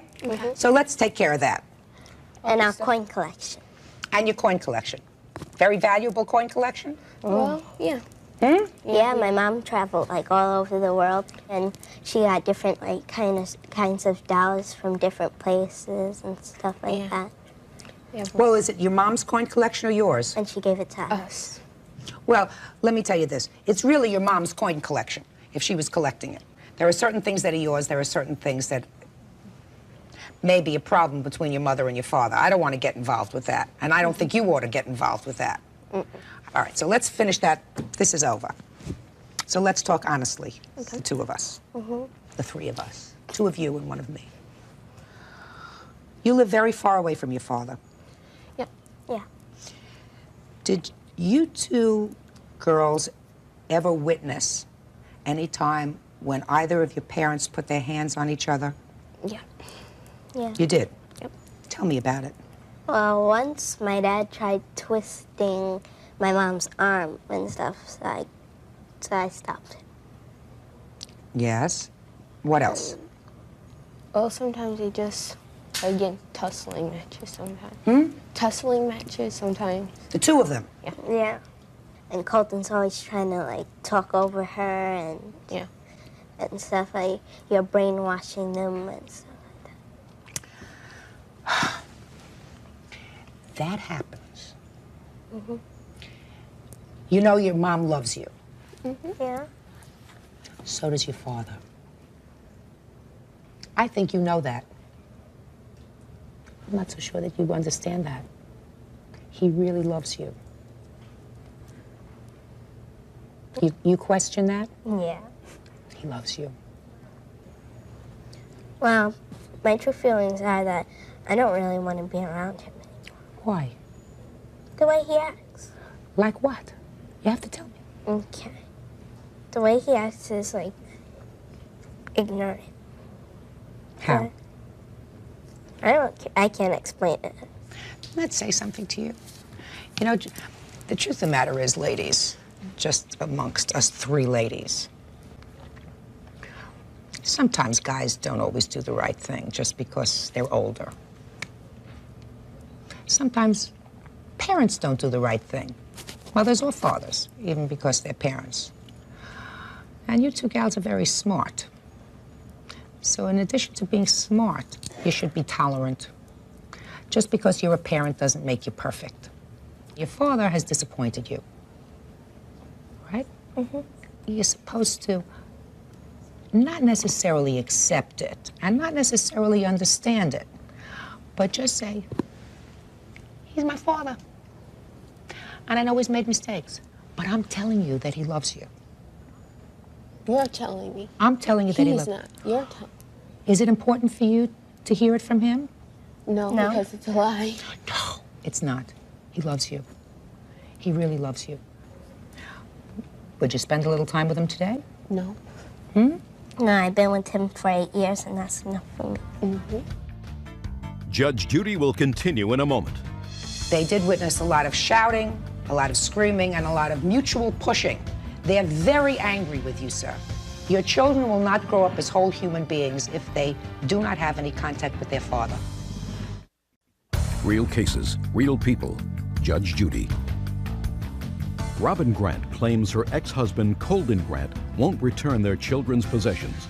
Colden says since Robin won't let him see his kids, he wants to keep the items. Why don't you step back up, please? May I ask her to view these, please? Ms. Grant, Your Honor? I am not condoning any act of domestic violence that may have occurred in your home. I will tell you from what I heard from the children, there was only one instance that your younger daughter told me about when your husband twisted your arm. While I'm not condoning that, we're not talking about an ongoing pattern of physical violence that the children witnessed. They did witness a lot of shouting, a lot of screaming, and a lot of mutual pushing, shoving. They're very angry with you, sir. Your girls are very angry with you. And Mrs. Grant, I'm going to make a couple of suggestions to you. In the short time that I had to speak with your daughters, they are so fixed, although your older daughter clearly is sad about it, at not having contact with their father, that I think it almost would border on the criminal if you did not see to it that your children were engaged in some sort of therapy. Because I believe it is a tremendous mistake for children to be estranged from a non-custodial parent the way these children have been estranged from their father. Terrible mistake. But it's a mistake for girls not to want to receive mail from their father, not to want to communicate with him at all. That says something to me about the custodial parent, Mrs. Grant, because I've seen enough children of separation and divorce where there is a lot more domestic violence that goes on, and those children still want to have contact with their father. These children, for some reason, do not, and they were not able to articulate to me any really valid reason for it. So I must attribute that to things that they've heard at home. I think it's a tremendous mistake. I think in the long run you will be hurting your children and hurting them dramatically if you don't change your attitude with regard to him. He's their father. You picked him.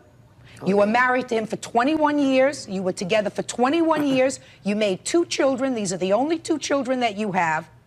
And if he is less of a husband or less of a father than your children would like, that's it.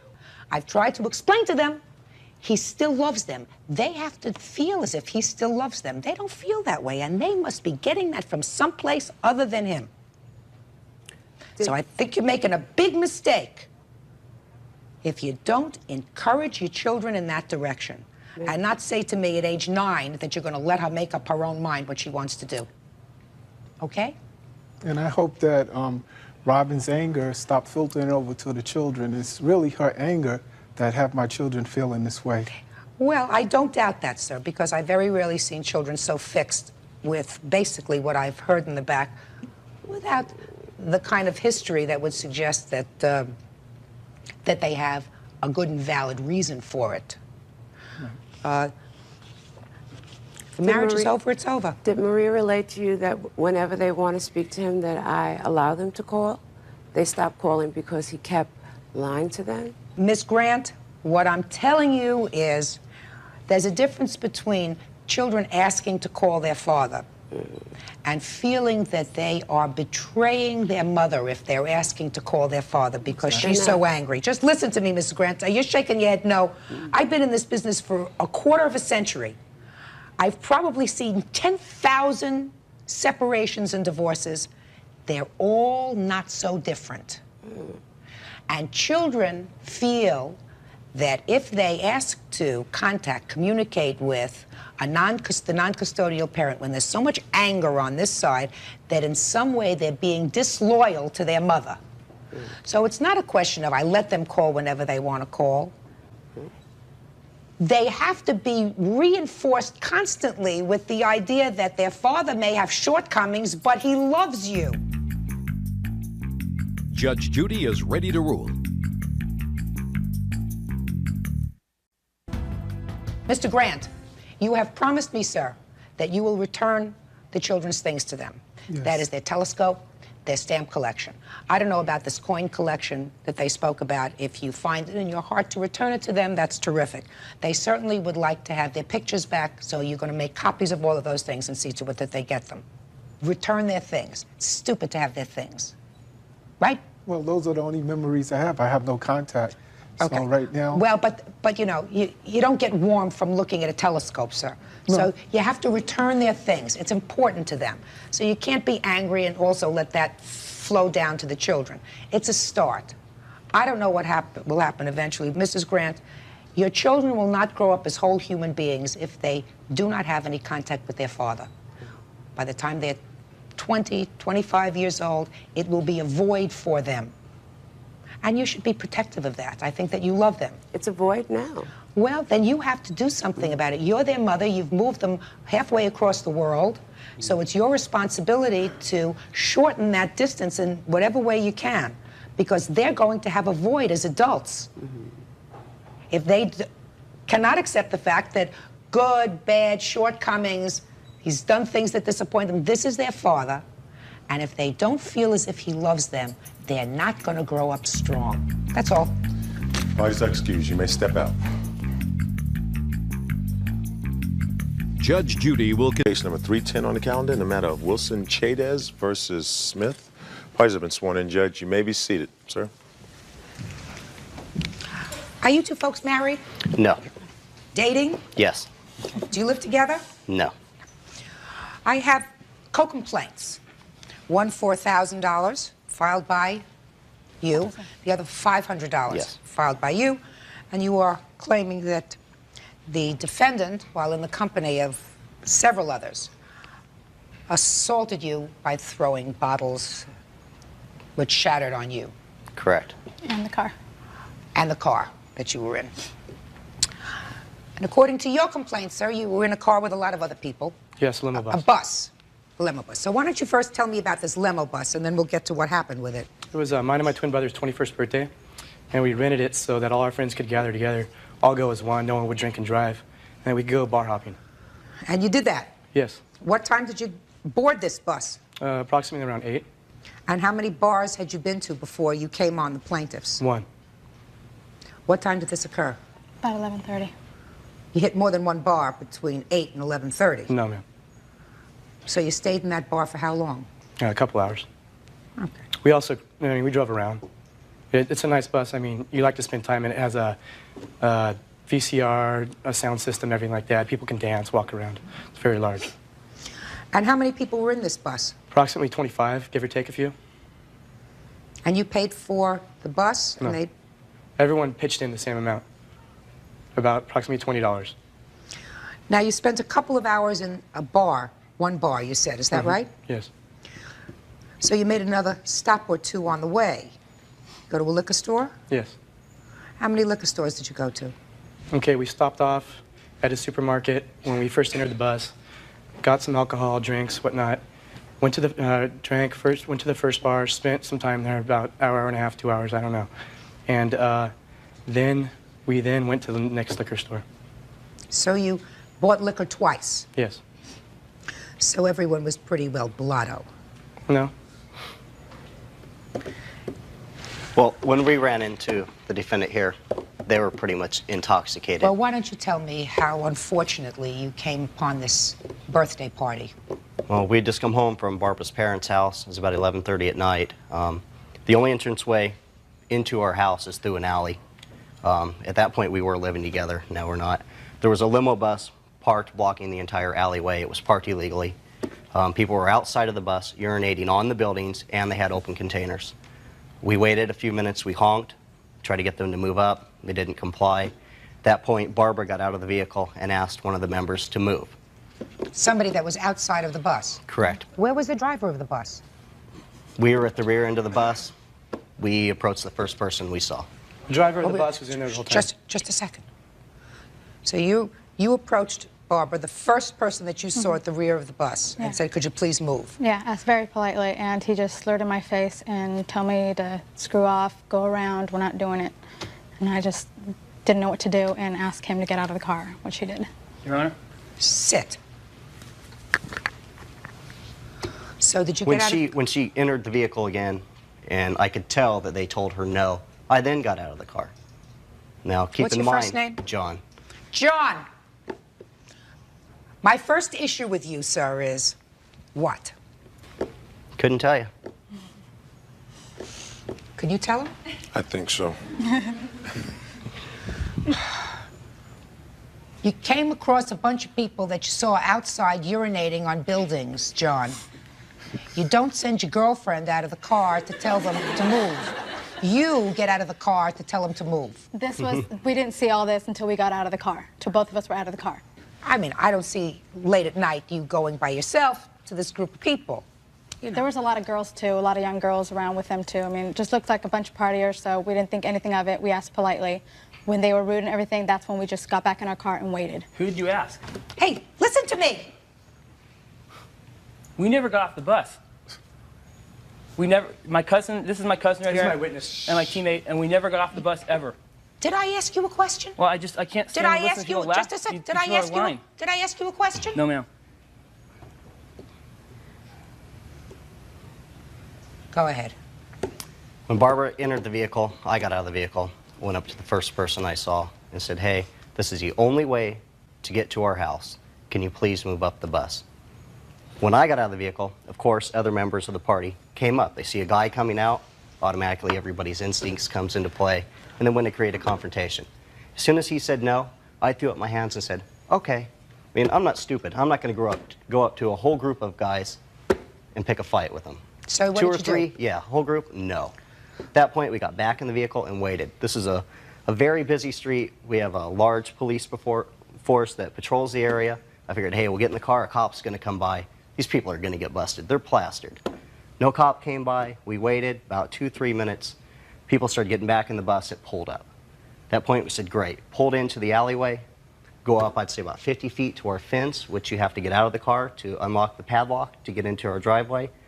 When I exited the car to unlock the gate, I heard, hey, you want to start something? I turned to my left. I saw a group of guys coming at me with bottles in hand. As soon as I saw this group approaching us, I turned to Barbara and I said, get in the car now. At that point, she looked at me, eye contact, a bottle flew right past her face. Hit the car, exploded. Dove into the car, and we gunned it. As soon as we slammed the doors, the back window shattered from a beer bottle. Okay, Bottles. A lot bottles, of beer bottles. plural, lots of bottles. We immediately sped up. I mean, I don't know how we didn't hit nothing going down our alley, going that fast. Went directly to 7-Eleven down the road and called 911. At that point, the bus pulls by, stops at the red light. All the members on the left-hand side of the bus roll down their window and laugh at us while we're standing there calling the police. Judge Judy continues in a moment. This is going to be a more expensive birthday party than you thought. Much more expensive. And later today, His mother doesn't want him to have this car. He knew that, which is why he kept it a secret. You took advantage of him. real cases, real people. Judge Judy. John Wilson and Barbara Chaydez say Quincy Smith and his pals harassed and threw beer bottles at them during a drunken bus ride. Quincy claims he's innocent and not responsible for his friend's actions. So the windshield was shattered. The back windshield was shattered Correct. on your car. And who was hit with the glass? I was barely missed by it, and it hit my car door and shattered all over me. I had to take a shower and take all my, totally change and everything, because I had glass everywhere. What was the damage to the car? We have pictures. We have of the pictures and vehicle. bills. Now, once the police did arrive to come take our statement, they immediately got a priority call that there had been an altercation at a bar down the street, so they had to leave us. Well, it turns out the altercation was this member and his party had stopped at their next bar and assaulted 2 police officers. Undercover cops or something. We don't know the whole story.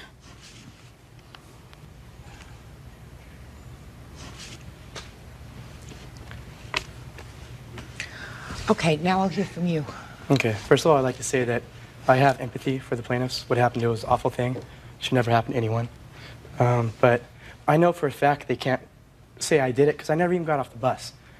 They can never pinpoint me out. I didn't get off the bus. I don't know what happened off the bus. I mean, even if the bus driver would have saw something, I mean, it was his responsibility to stay there. Which bus company did you use? It was, I believe it was called VIP limo buses. When you called them, how many people did you say were going to be on the bus? About approximately 25. You can get, the buses they have will fill 20 to 25, and I believe they even have one larger than that. And when you called the bus company, did you have to reserve the bus with a credit card? No. When did you pay them? You pay a deposit down. Well, and then when, a then when they arrive, you pay the rest. Well, I'm asking you, Okay. did you pay the deposit in cash or a credit card? Check. A check? Yes. Yours or your brother's? Mine. Yours. So let me understand this, Mr. Smith. Okay. You rented the bus. Yes. You, sir, are absolutely right that these people can, in all probability, not say who it was who threw a bottle other than the group. Is that right? That's correct. That doesn't make you not responsible for this incident, sir. It didn't even happen on the bus that I was responsible for. Oh, it happened, sir. It happened, with yes. people. It happened with people that you invited to celebrate your birthday on a bus. You are still, sir, responsible for the behavior of those people. You. Because somebody is guilty and somebody is innocent. Now, they don't know who it is, but you, who arranged this party, are responsible for their losses because you are in the unique position, sir, if you are not drunk, to know who in that party got off the bus and who in that party actually damaged their property and attempted to assault them with what I consider a deadly instrument, which is a heavy beer bottle. So, not them. They're not in that unique position to know. You are. So I'm responsible for everyone on the bus. Every single person. On the bus and off. Everyone who was also an adult. Every single person that was partying with you at your birthday party, sir. You hired the bus. I never got off the bus. I don't know. Doesn't make any difference, sir. It does to me. This is going to be a more expensive birthday party than you thought. Much more expensive. Now, you have something that you believe is meaningful to this case that you wish to contribute? Yeah, I do, Your Honor. Sure. First of all, Step up right there. Okay, I'm sorry. My cousin and myself never got off the bus at any point. And Didn't you understand what I just said? I don't know how you can expect him to keep track of 25 people. He invited them to his bus. So how is he supposed to keep track of it if they're all adults? If he can't keep track of them, then he shouldn't have invited them. And if they didn't do anything wrong, then he wouldn't be standing here today, sir. Judge Judy is ready to rule. And later today, He had it for a week and a half. He's blown the motor in it now. What good is it to me? When you deal with a minor, you deal with a minor at your own risk. real cases, real people. Judge Judy. He invited them to come on board for a drinking evening. He is therefore responsible for everything that transpires during the course of that evening. And one of the things that transpired was these people were put in fear of their lives. And if he wishes to turn around and do some detective work and try to figure out who it was that got off the bus and threw bottles at them and smashed their cars, I hope he would. That's no, you. No, I not hope he would. My cousin doesn't want to be here. Do you think if he knew who did it, he would be taking the blame for this? Well, I can't then he imagine should have hearing been like more 4 here. selective about who he invited on the bus. And he should have seen to it that once the people on the bus started to drink a little too much and started to get a little out of control, he said to the bus driver, who he had hired, because you remember, he sent the check, he hired the bus. These people are a little too unruly. You better take us home because I don't know what's going to happen with them. You, sir, between these innocents and you, you're responsible. Judgment in this case is for one plaintiff in the amount, Barbara, in the amount of $1,000, and you, sir, the amount of $500 as requested. That's all. Thank you, Your Honor. Thank you. Parties are excused. You may step out. There you go. Sorry. Put the back door to your record, please. These people do deserve money, but I believe I'm not the one responsible for it. I think I would have been much better off using a different defense, like the bloody glove defense. This is just ridiculous. And now the next case. All parties on Schramm Snyder versus Blankenship. Step forward, please. Bookkeeper Vera Schramm says her neighbor, 29-year-old Marcy Blankenship, ripped off her 15-year-old son Toby when she sold him a car that doesn't run. How old are you? I'm 15. You went and bought a car from the defendant. Yes. Did you tell your parents? No. Why? Because I thought they'd say no. How much did you pay for this car? $400. Where'd you get the money from? My bank account. When did you find out that he had bought the car? Almost a week later, on November 4th. You're his mother? Yes. Tell me how you found out that he bought the car. I had called his friend's house to see if he was there. And while I was on the phone, the other parent said, by the way, I'm a little concerned about what we're going to do with Toby's car. I said, car? What do you mean car? Like vehicle? He says, oh yeah, it's parked out on the street, and what are we going to do for street sweeping day? I said, didn't know anything about it. Where did he get it? How long has he had it? So of course we went right over and visited the car and the parents, and I got the paperwork. Now, you were keeping this a secret? Yes. How old were you when you bought the car? 15. How did you find this car? I was walking home from my friend's house and I just saw it on the street. They have a for sale sign? Yes. How much were they asking for the car? $700. So you paid $400? Yes. Who drove the car to where it was ultimately parked? We pushed it because it didn't run. How far did you have to push it? Like 6 or 7 blocks. Did you ever move the car? Oh, yeah, and we pushed it to the mechanic. Because she said all it needed was a tune-up, so we pushed it because it was right by his house. Did you get it tuned up? Yes. How much did that cost you? $55. And then what happened with the car? Still didn't run because we took it and we got we got it checked and stuff, and it said that one of the cylinders was bad, so. What'd your mother say when she found out you bought this car? She was real mad. And then she put me on punishment. Where'd you get this $400 from? Did you work for the money? I went to work in the summer with my dad. So, you sold him a car. Yes, I did. Did you ask him how old he was? No, I didn't. Doesn't look 18 to me. He knew about the car. He phoned 3 times on the car. He came by inquiring about the car twice. I asked him if the first night he came by if he wanted to drive it or if he wanted to leave me a deposit, and I would be more than happy to take the for sale signs off of it. He said no, he didn't have his wallet with him. So I figured he didn't want to drive it because he didn't have his license with him, and that was fine. I showed him the car in and out. I started it up for him and everything, and he didn't have a problem with it. He said it was perfect. He'd be back the next day to please not sell it.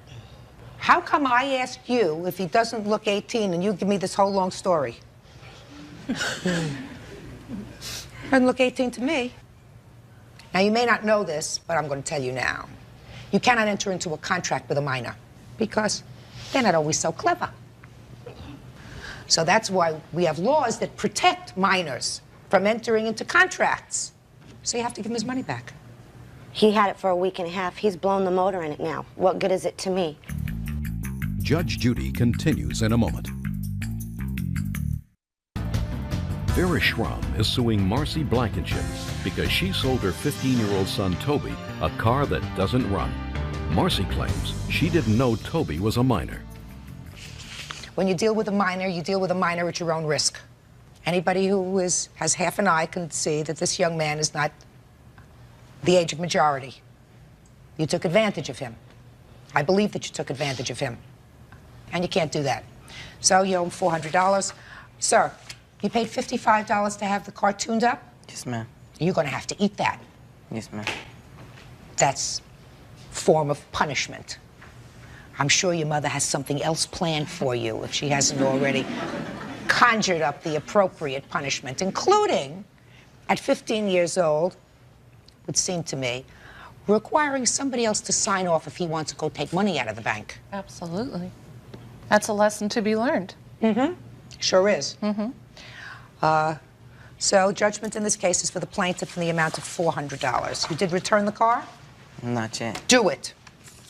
She's got to get the car. He's got to get his money back, at least part of it. That's all. Parties are excused. You may step out. Back up to your right.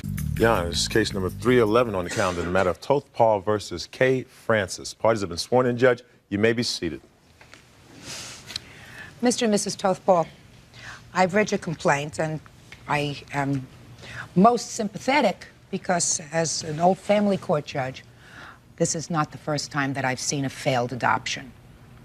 According to your papers, you and your husband wished to adopt a child, and you were put in touch with the defendants, who, for reasons which I'm sure they will tell me, were prepared to relinquish the baby that the defendant was carrying to you, and you agreed to pay certain of her expenses for the last trimester of her pregnancy. So far, is that correct? That's correct. Is that correct?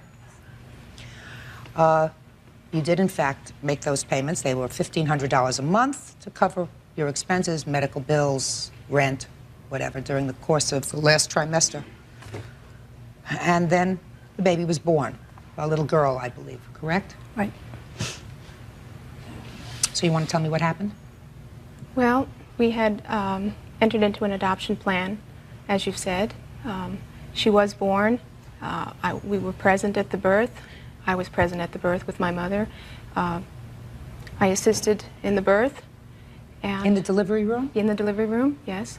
The next day, we came back to pick up the baby to take her home. We met with the social workers, and they agreed to sign a placement agreement, which they signed. We took the baby home, and we had her in our home for 7 weeks. We have 2 children of our own. We're very grateful that we have them. We feel very fortunate. How old are they? 9 and 7. We bonded with the baby for 7 weeks. Had you been trying to have a third child? No. 5 years ago, I had uterine cancer and a hysterectomy, so I'm no longer able to have any more children. But we wanted to open our home up again to another child.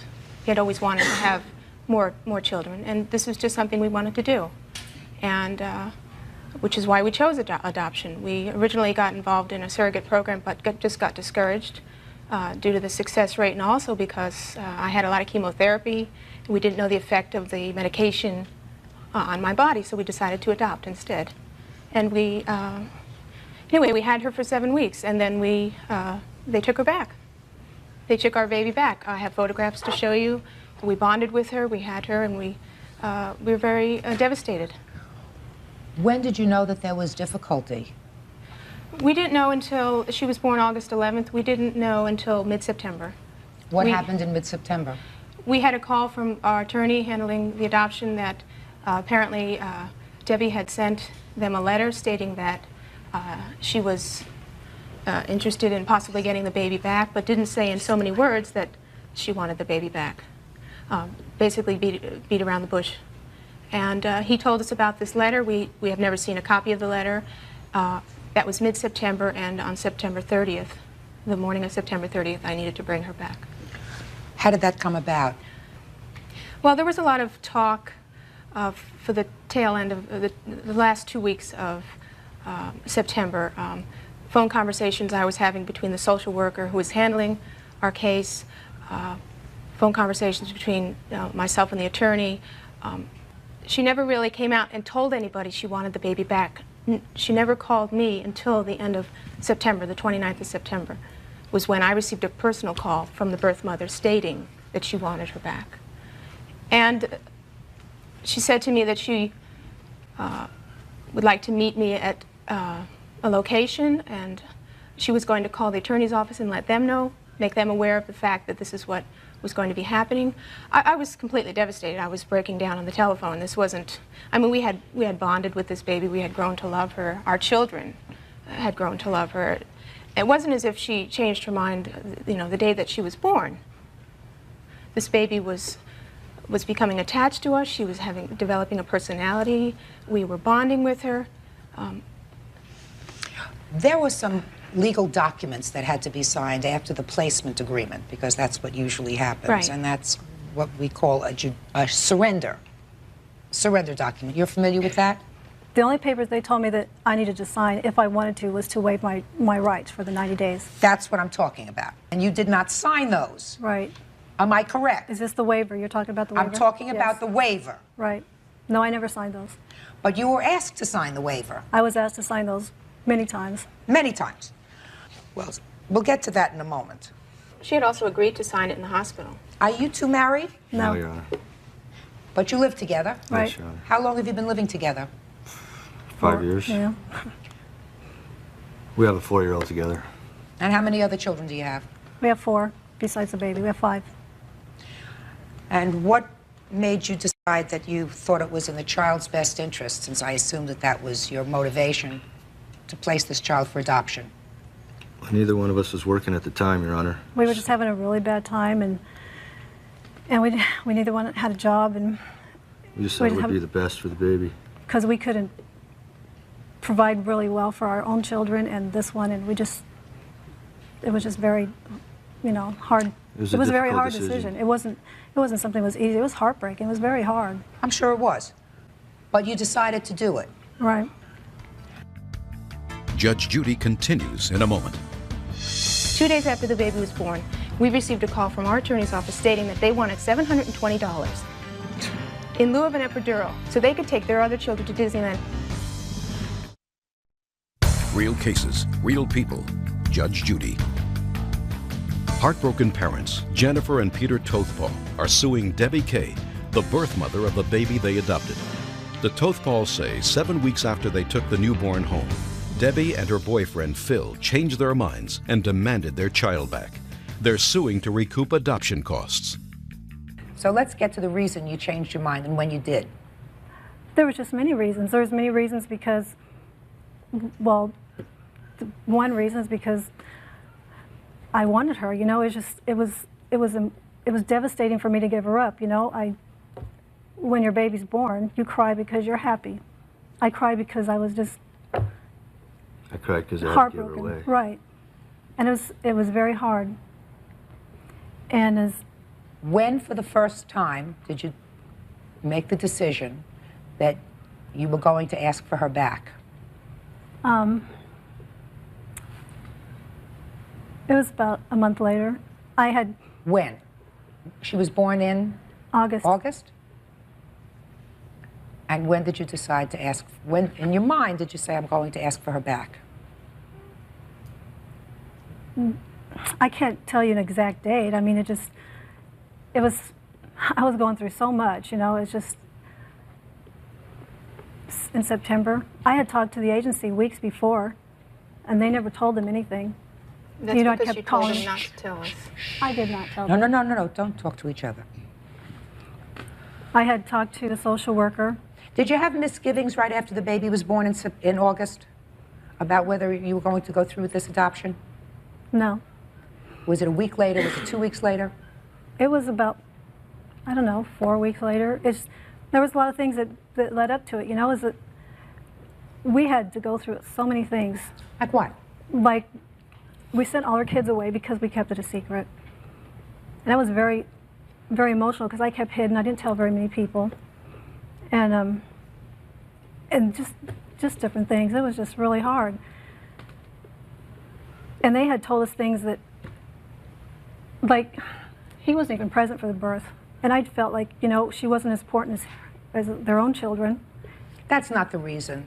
Debbie, that you changed your mind. No, that's not the only reason. It was just different things. Go I ahead. was just unsure about what was going on, and I felt, when I talked to everybody at the agencies and the lawyers and everything, they made me feel like I was, you know, less important, or I just felt less significant, you know, and it wasn't as important for them to send me the papers. They made me feel like I was selling her, and that wasn't my intentions at all. When for the first time were you asked to sign the waiver? In the hospital? Yes. And you decided not to sign the waiver in the hospital. Can you tell me why? He did. No, there was something was said like we were going to go out a couple weeks later for lunch or something and sign this paper, this waiver. You mean you weren't asked to sign the waiver in the hospital? Yeah, we were. Sure you were. Yeah, and we declined it then. Right. My question to you is, why did you say no, sir, in the hospital? In case she wanted to get the baby back, because I was fully supporting her and whatever she wanted to do. So even in the hospital, you weren't sure that you were going to go through with this adoption. Is that what you're telling me? No, I'm not telling you that at all. But what you just said to me suggests that that was true, because if at that moment of the child's birth you were totally committed to this adoption, then you would have signed the waiver at the time. Don't speak to him. I understand that you know, you can have a change of heart. My point is, these people are suing for nothing else other than, at this point, $4,500, which is what they gave to you in support for the 3 months that they agreed to. I mean, they can't be compensated for their heartbreak. That doesn't necessarily make you the bad guys, because you're entitled to have a change of heart. That's what the law provides. But my question is, when was the point in time when you had this change of heart? If you were committed to the adoption without reservation, you would have signed the waiver in the hospital at the time that they took the baby home. We couldn't. We had to do it after. We had to go to this in LA somewhere. That's what we were told. Because he wasn't there to sign something. He doesn't have to be there to sign. You have to be there to sign. The waiver is something you have to do. But they told me I could not sign this in the hospital. They asked you to do it immediately thereafter, and you put them off. No, I was going to do it. I had told him I would. And you know that I told him I would. You never did it. Did you go away on vacation? I was going to go away, and I never was able to go. But you told them you were going away on vacation. Right. Whether you went or not, you said you couldn't sign the papers. You'll sign them when you come home from vacation, correct? Right. So that's They called me 3 days after the baby was born. They called me 3 days. I didn't want to talk about this. I didn't want to deal with it. You know, it was... Debbie, I'm But not I did not faulting tell you them. for changing your mind, Debbie. I want you to understand that. The law builds that in. But if what you're telling me is 3 days after the baby was born, when the baby is already with the new parents, you're called and said, would you come in so we can sign the papers? That's not what they didn't call me to say that. They just called me to tell me that he hadn't signed his part of the papers yet, and just to let me know what was going on. That was the only time I ever heard from anybody. No, that's not true. You knew you had to sign the waiver. Come on, Debbie. That's not what they said, but they you weren't knew telling me to do it then. You knew you had to sign the waiver, and you kept putting it off. And we had 90 days to do They it. didn't tell me I had to sign it. I know They you said- had 90 days to do it, sir. I mean, Right. are we understanding each other? Yeah, totally. I'm not disputing anything. I'm just saying. You had 90 days. Of course you have 90 days to do it. The idea is if you're committed to doing it, Right. then you do it at the earliest possible time, right? And you two folks didn't do that because you had misgivings as to whether you were absolutely positive that you wanted to do it. Is that true? No, I don't it's not. believe you. I don't believe that. I don't believe that, because otherwise you would have done it. And bottom line is, you did in fact say, I'm not signing the papers, I want the baby back. I'm not faulting you for wanting your baby back. I'm faulting you for taking their payment in September. And you know, I'm faulting you for that. Judge Judy continues in a moment. You know what? She sent her sister to pick up the baby. I had just started a brand new job. I couldn't just leave. Talking about your daughter. Real cases, real people. Judge Judy. Jennifer and Peter Tothpaul are suing Debbie Kay, the birth mother of their adopted baby, after she demanded they return her child. The heartbroken Tothpauls are suing to recover the cost of the adoption. You took the money in September, even though you had misgivings. That's not fair. because that also says to them, everything is going the way it should be going. We can fall in love with this baby. That's not fair. And what I'm suggesting to you is, they're not the bad guys here. You're not bad either. But you didn't play it 100% straight with them. And it's a shame. You know, when I talked to her, and I hadn't even made up my mind then, she was very, very mean. She says, I am not a babysitter, and I'm going to call Child Protection Services. Well, for once. And I hadn't even said anything yet. Sure, and after she said, do you want to come to my house and see our home and everything? And I agreed. But that kept going through my mind. How could she be so mean? She's going to call the Child Protection Service on this baby. Well, she's hurting the baby. And then when we did change our mind, and they made it very, very hard for us to get the baby. You would too. If the circumstances were different, Debbie, you would too. No. She dropped her off. She didn't even tell me what kind of formula she was drinking. She dropped her off in just a diaper and a T-shirt, which, you know what? I didn't even know what kind of formula she was drinking. Why didn't you ask? She wasn't there. Just why didn't you ask the social worker? The social worker wasn't there either. The social worker was on vacation. The lawyer was the one that was giving us a hard time. He wouldn't even let the father pick her up. He's the one that told us they were going to call child. They made us feel like we were evil, and it was in nothing. In their minds, Debbie, you were evil. First, they hear that you're unable to take care of this infant because you have too many other kids that have to be taken care of. You have no jobs. You have no way of supporting this baby. And so that two people, the two of you, who look like two able-bodied people, had to accept $4,500, $1,500 a month to pay your rent and your food and whatever other expenses you had just to keep you for the last trimester of this baby's birth. And then, after 7 weeks, you say, well, now I want her back. Were you both working? Were you both working at the time you got her back? I had just started working. When you got her back. So who was going to take care of the baby? I had a babysitter. You know what? She sent her sister to pick up the baby. That's right, because I just started working. At work. I had just started a brand new job. I couldn't just leave. Talking about your daughter. And we'd already agreed on this the night before. And she knew the whole situation. She doesn't know the whole situation, Debbie. You just no. I told her that you're not being fair. You can't say that these folks did anything wrong. I didn't say they were doing anything wrong. Okay. Can I mention something else? Sure. In lieu of receiving an epidural in the hospital, they wanted money in exchange for that. But I didn't come up with that. Please don't speak. They wanted money in exchange for that. That didn't come from us. We wouldn't make such a suggestion. I told her I wanted her to be comfortable, and we would talk about that after the fact. 2 days after the baby was born, we received a call from our attorney's office stating that they wanted $720 in lieu of an epidural so they could take their other children to Disneyland in San Diego.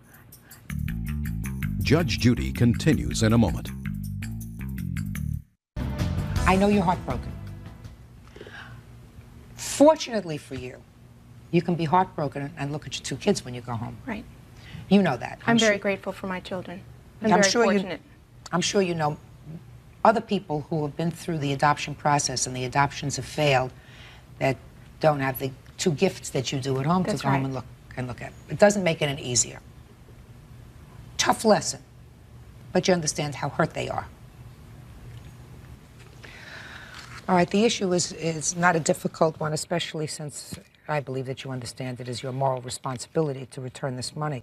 You had an agreement with the plaintiffs that that they would, in fact, take care of you for 3 months of your pregnancy, and you would allow them to adopt your baby. You did not allow them to adopt your baby, and therefore, they're entitled to their money back.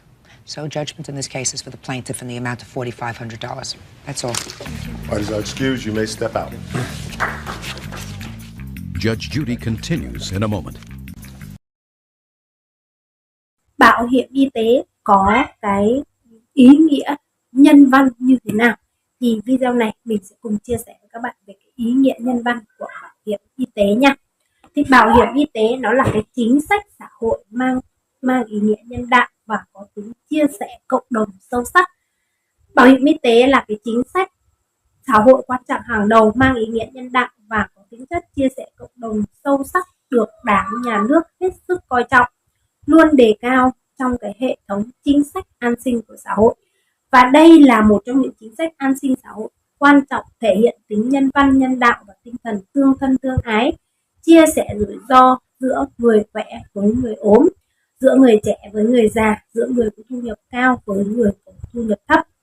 Đồng thời nó thể hiện cái sự quan tâm của Đảng, Nhà nước nhằm hướng tới công bằng chăm sóc sức khỏe, góp phần đảm bảo an sinh xã hội cho người dân. Một cái ưu điểm nữa đó là